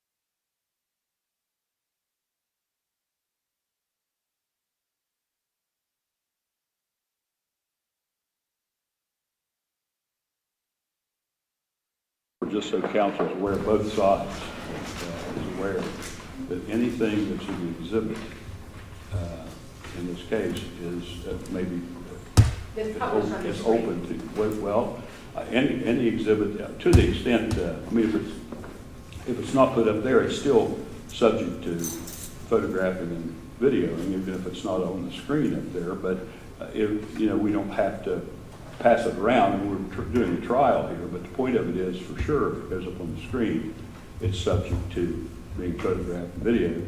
If it's not something on the screen, it's still, it's still in the public domain if it's an exhibit in the case. That's my understanding. So I didn't see this morning whether there was something apparently wasn't published, and I didn't see that, but I can't look at everything all at the same time. But if it is an exhibit, it's subject to, now, if the council can look ahead and see if there's anything that they intend to present that they don't wish to have published, and we can have a hearing on that subject matter. But we have to do it that way. We can't just instruct somebody not to publish something. So that's where we are with that. Now, is council ready for the jury to be brought in? Yes, sir. Yes.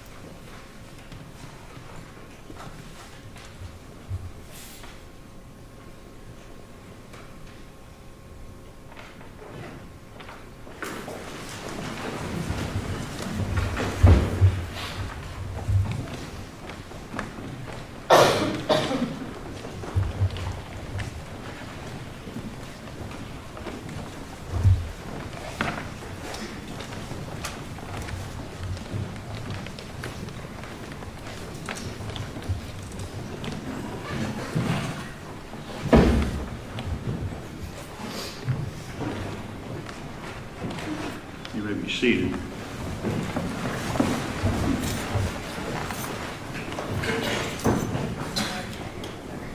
All right, so we had a witness in the witness chair, Elizabeth Parker. Is she going to occupy the witness chair? I think Jason's sitting here now, Your Honor. He thought he was doing that, but he was.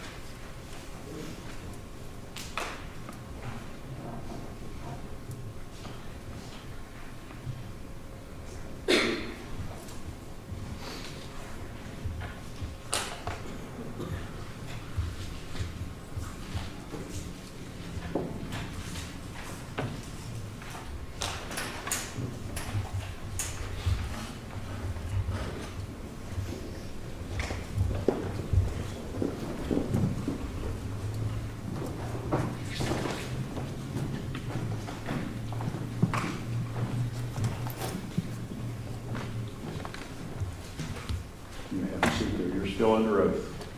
All right, the defense may cross-examine. Your Honor, I did have just one last question that I'd like to ask.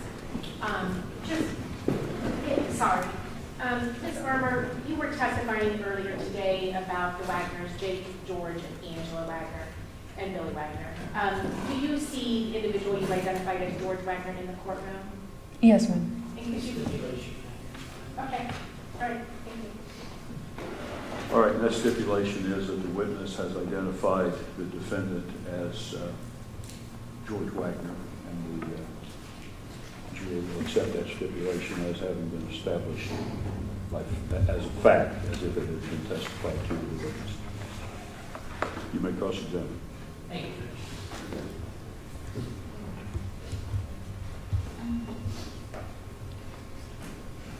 Good afternoon, how are you?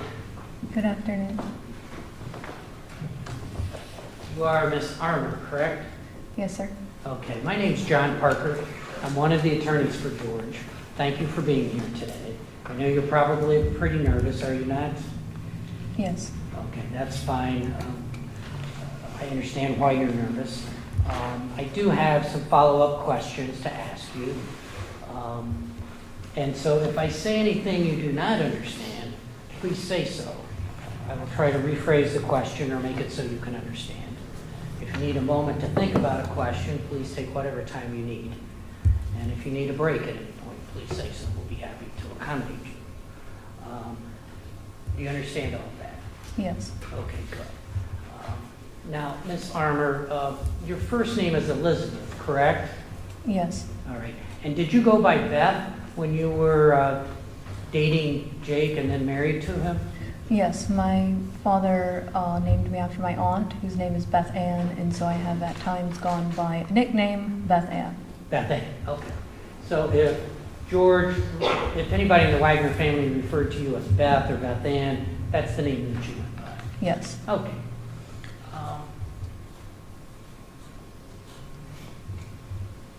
So as I understand it, you grew up in Texas, is that right? No. No. Okay, where did you grow up? The first 6 years of my life were split between Texas, Oklahoma, and New York, and from that point onward, Tennessee. Okay, and how old were you when you left Tennessee? 21. Okay, so Texas, Oklahoma, and New York, did you say? Yes. And what age span was that? New York, infancy. Oklahoma, age 3 to 4. Okay. Texas, 4 until 6 in one location, and then in another location, 6 until 13. Okay, and then you moved to Tennessee, Yes. and you stayed there till you were 21, Yes. and then at that point you moved up to Alaska. Moved to Texas briefly for a few months, and then to Alaska.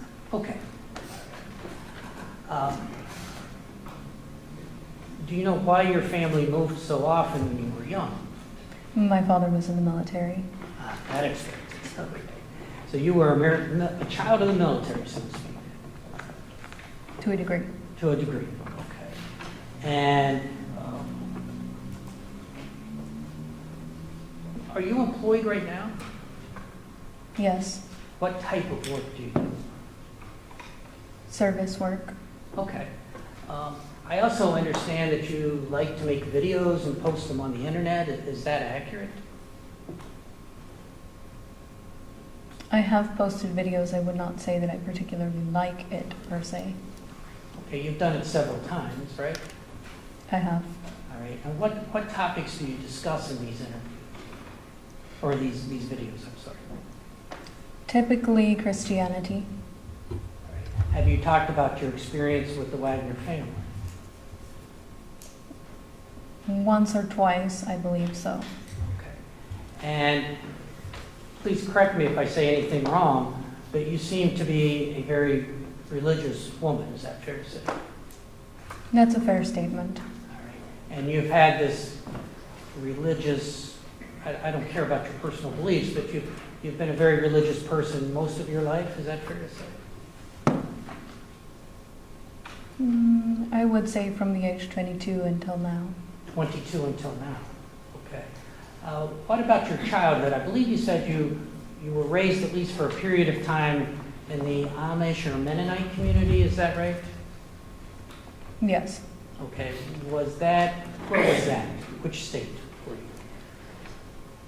So from the age of 6 until 13, my family were in very close relationship with a Amish Mennonite family. And then after that point, we moved to Tennessee, where my family lived in a Old Order Mennonite community. Okay. And explain to someone like me who unfortunately doesn't know a lot about the Mennonite community, what is that experience like? I'm not sure what you mean. Well, could you describe your daily activities in the Mennonite community? Gardening, baking, making clothing, animal husbandry, All right, do you- agricultural. Okay. Is it kind of a rural upbringing? Yes. All right. Kind of a tight-knit community, is that fair to say? I would say the actual Amish Mennonite community is tight-knit. Okay. Is that what you experienced? Yes. And so your your educational background was kind of limited in that situation. Is that fair to say? Yes. And can you just describe what your educational background was at that point in time? And the point that I was in Tennessee, Yes. I was home educated. And who did the homeschooling? My mother. Okay. But you wanted further education, correct? Yes. All right. And that eventually led you to Alaska. Is that right? Yes. All right. And correct me if I'm wrong, but with respect to your religious beliefs, you've kind of looked at different types or different types of faith throughout your life. Is that fair to say? That is true. And could you just explain that briefly? I spent a period of my life reading all the books I could get my hands on various types of religion, ranging from Eastern religions, Hinduism, Buddhism, Orthodoxy, Catholicism, Lutheranism, history of the churches in general in the world, I would say. You're very much a bookworm, as I understand. I do like to read. Okay. And that's one of the things you did when you moved to Ohio. You like to go to the library and do various things, but reading books, right? Yes.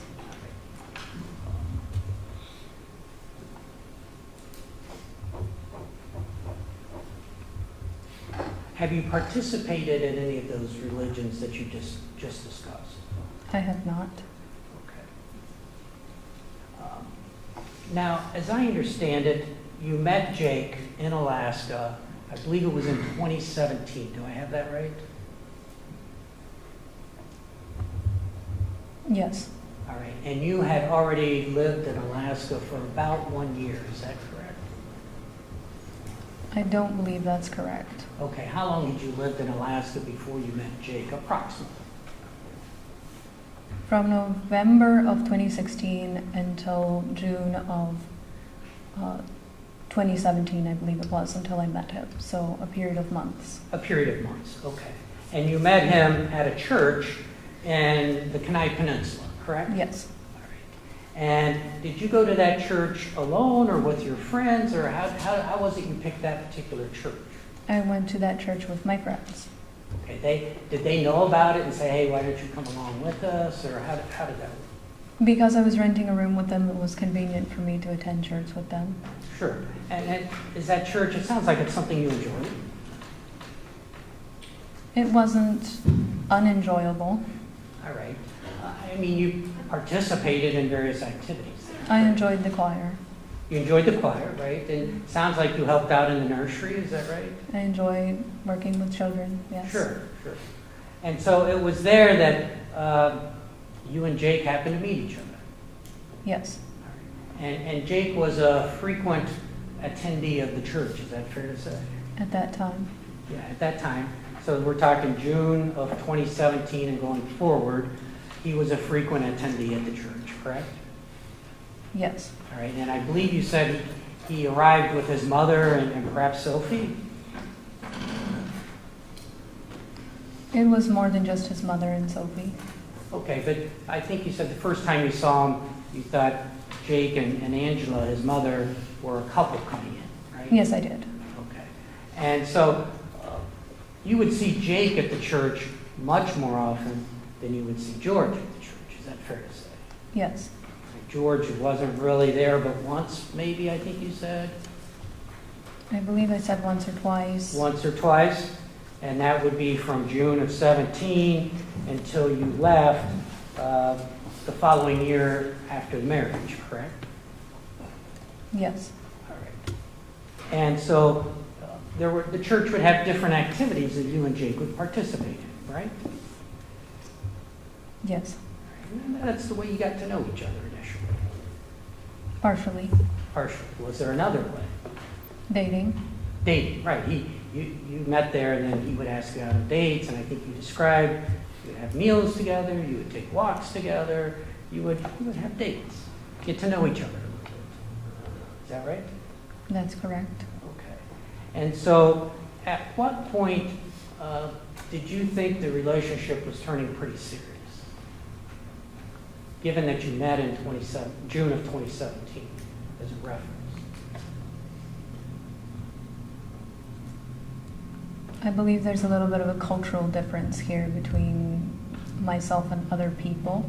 So in the culture I grew up in, which is Amish Mennonite, people often meet through church and often will become engaged within a period of 4 to 6 months.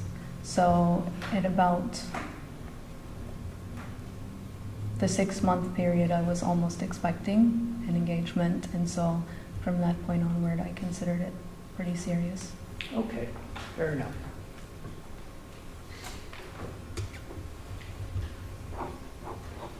Now, during this time you were dating Jake, did you ever visit his family at the home they had there in Alaska?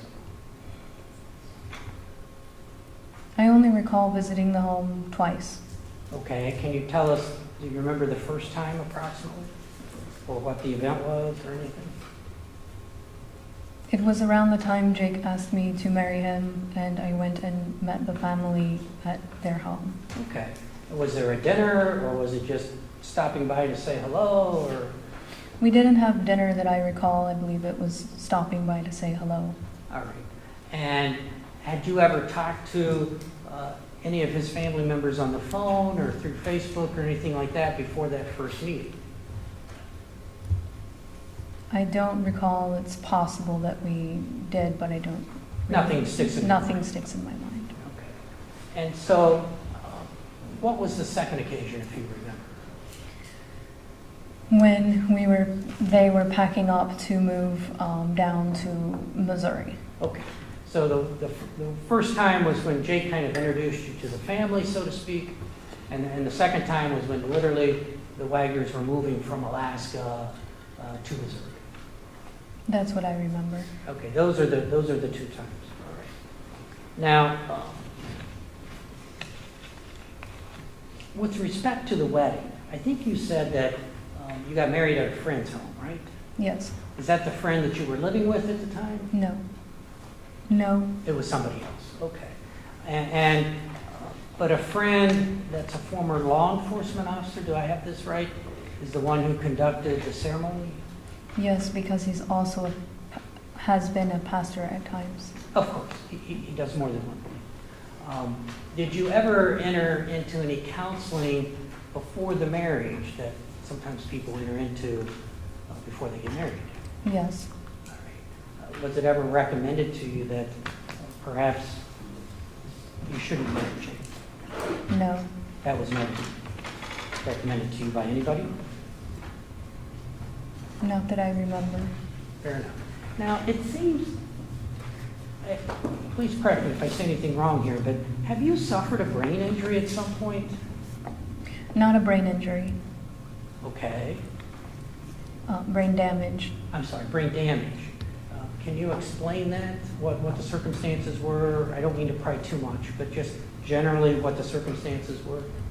So, according to my neurosurgeon, neuro doctor, I suffered sudden, unprecedented cellular death in my right prefrontal cortex. Your right prefrontal cortex. Yes. Right. So that's the right front part of your brain. Yes. All right. And do you know when that took place? January of 2020. January of 2020? Yes. And I assume that was quite a traumatic event. I think trauma is the wrong word for that. Okay, what is the correct word? So a brain injury would have trauma. Brain damage does not have trauma. Okay. Did it affect your ability to remember things? Only names a little bit, but that's come back. Okay. You're recovering from it? Yes. Okay. Are you on any medication or therapy or anything like that? No, there was no medication or therapy needed. Okay. Were you hospitalized for this brain damage? I was not, because it was at the very beginning of COVID-19. The hospital considered it to be safer for me to recover at home.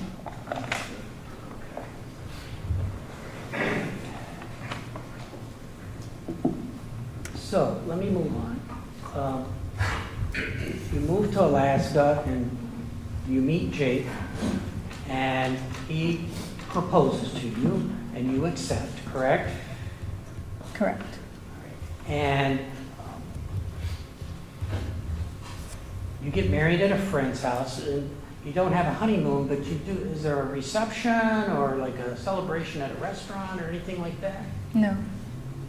So what do you do immediately after the wedding? Jake and I went to the hotel. Okay, so you had a room in Alaska? We rented a room in a hotel. Okay. Was that for 1 day, 2 days, 3 days? One night. 1 night. And then how quickly after that did you, did the Wagners leave for Missouri? It was my understanding that they left the following morning. Okay, so you had the wedding, you and Jake go to a hotel, and then the next morning, George and the rest of his family leave for Missouri, correct? That's my understanding. That's your understanding.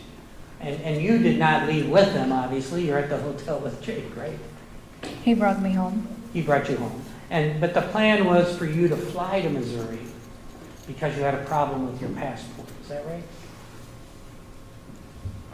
That was the plan we resolved on. Okay. Maybe not the first plan, but that was the final plan.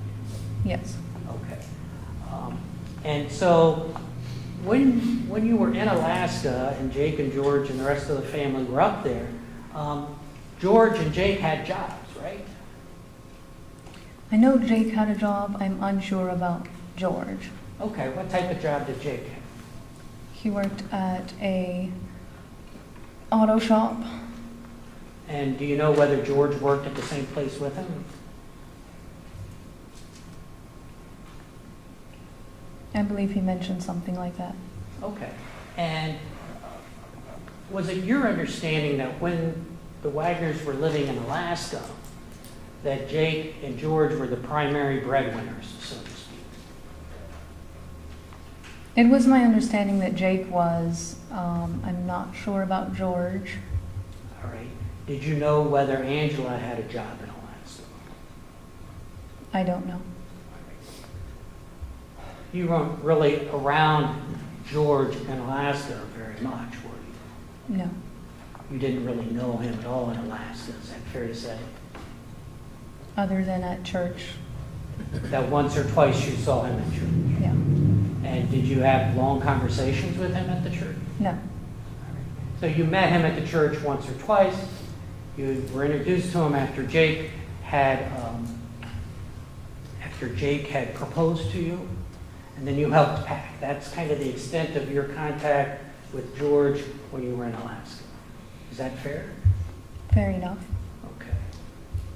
And do you know why the Wagners were moving from Alaska to Missouri?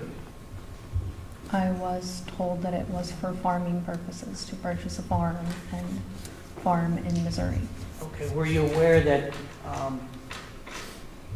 Jake and George had been laid off their jobs in Alaska?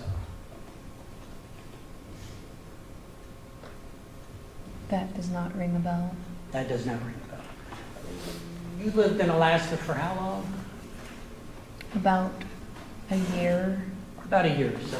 It's my understanding that Alaska is a very expensive place to live. Would you agree with that? I would agree. Yeah, everything seems to be more expensive there. Is that right? Yes. And if someone doesn't have a job or doesn't have a full-time job, that could make living there more difficult, correct? Yes. Were you aware that Jake and George had been pursuing a job in Missouri driving a truck for R&L? Were you aware of that or not? I was where they were pursuing the job trucking. I wasn't sure about the details of it being R&L. Okay, so moving from Alaska to Missouri, they were pursuing this truck driving opportunities. Yes. And so the Wagners leave Alaska the morning after your wedding, and they're driving to Missouri, correct? Yes. All right. But you fly down a week or so later, I think you said? Yes. And did you fly by yourself? Yes. And who picked you up at the airport, if you remember? I believe it was George and Billy. Okay. And they took you back to the hotel, right? Yes.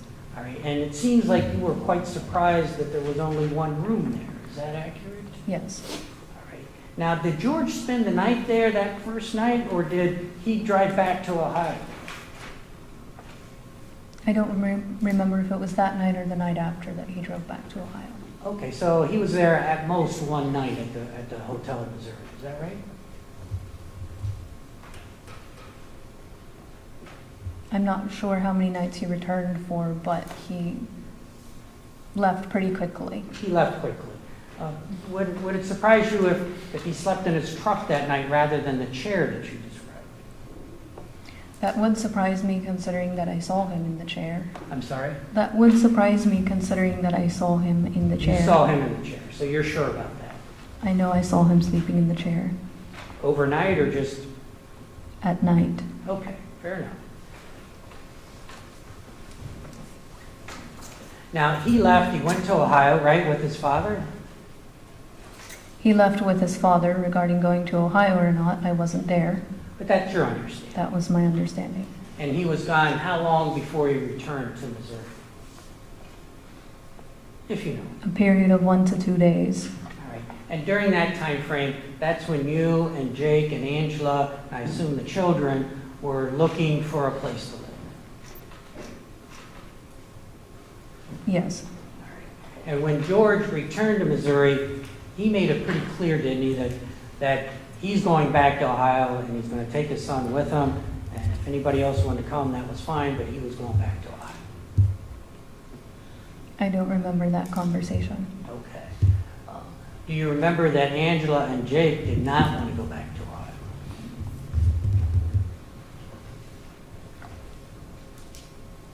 I don't remember that conversation. There were certainly conversations amongst various members of the Wagner family that you were not a part of. Is that fair to say? That's true. All right. And these family meetings you've described, you were not present for everything that was said in any of them. Is that right? I was present for some of the meetings. Were you in the meetings or just in a nearby room? Have you been in the house? Are you talking about the one in Southwest? Yes. Yes, I've been in that house. So Are the you- meetings were in the kitchen. Yes. And there's no divider between the kitchen and the living room. Right, it's a small house. We could agree on that, right? Arguably, the kitchen and the living room are the same room, considering there is no separation between the two. So, though I was in the living room, I was also in the kitchen, so to speak. Okay, I understand what you're saying. And it was common in your experience, especially once you moved to Ohio, because that was really the first time you were ever around George and Angela and Billy very much, for sure. Is that right? That was when you moved to Ohio, is when you were around the family as a unit, so to speak. Yes. All right. And it was certainly your experience, and correct me if I'm wrong, but this family argued and fought like cats and dogs in very loud voices. Is that right? Yes. And George would argue with his mom in a very loud voice often. Is that right? Yes. And he would do the same thing with Jake. Isn't that true? Yes. And that's something you simply were not used to. Is that fair? Yes. A little bit shocking to you, given your background and how you were raised, right? I think it would be shocking to most people. But certainly shocking to you. Yes. And I believe you said that that George, when you lived in Ohio, that George would often stay out at night by himself. Isn't that right? I'm not sure what you mean by stay out at night. Well, certainly he would come home in the middle of the night by himself after being somewhere. Sometimes. Sometimes you heard that, right? Yes. You could hear his very loud diesel pickup truck pull in when he arrived, correct? Yes. You could hear him enter the house, right? Yes. You could probably hear his voice on occasion, Yes. and you could hear him go into his room, which is in that very small hallway in that house. You were right down the hall probably, right? Yes. So it was no secret that George was coming and going pretty much as he pleased. Is that fair to say? Yes. And you didn't particularly like the people that he was hanging out with. Fair to say? I don't remember meeting the people he was hanging out with. Okay. Well, he certainly was very much different. Let me put it this way. Jake was pretty much a homebody, right? I wouldn't say so. Okay. Well, when he wasn't working, let me start there. Jake and George, when you lived in Ohio, let me back up a little bit. When you lived in Ohio, Jake and George got a job at R&L Trucking, right? Yes. All right. That's a company where they were a team in one truck driving cross country probably 5 days a week. Is that fair to say? Yes. All right. And that was a good job for them, wasn't it? Yes.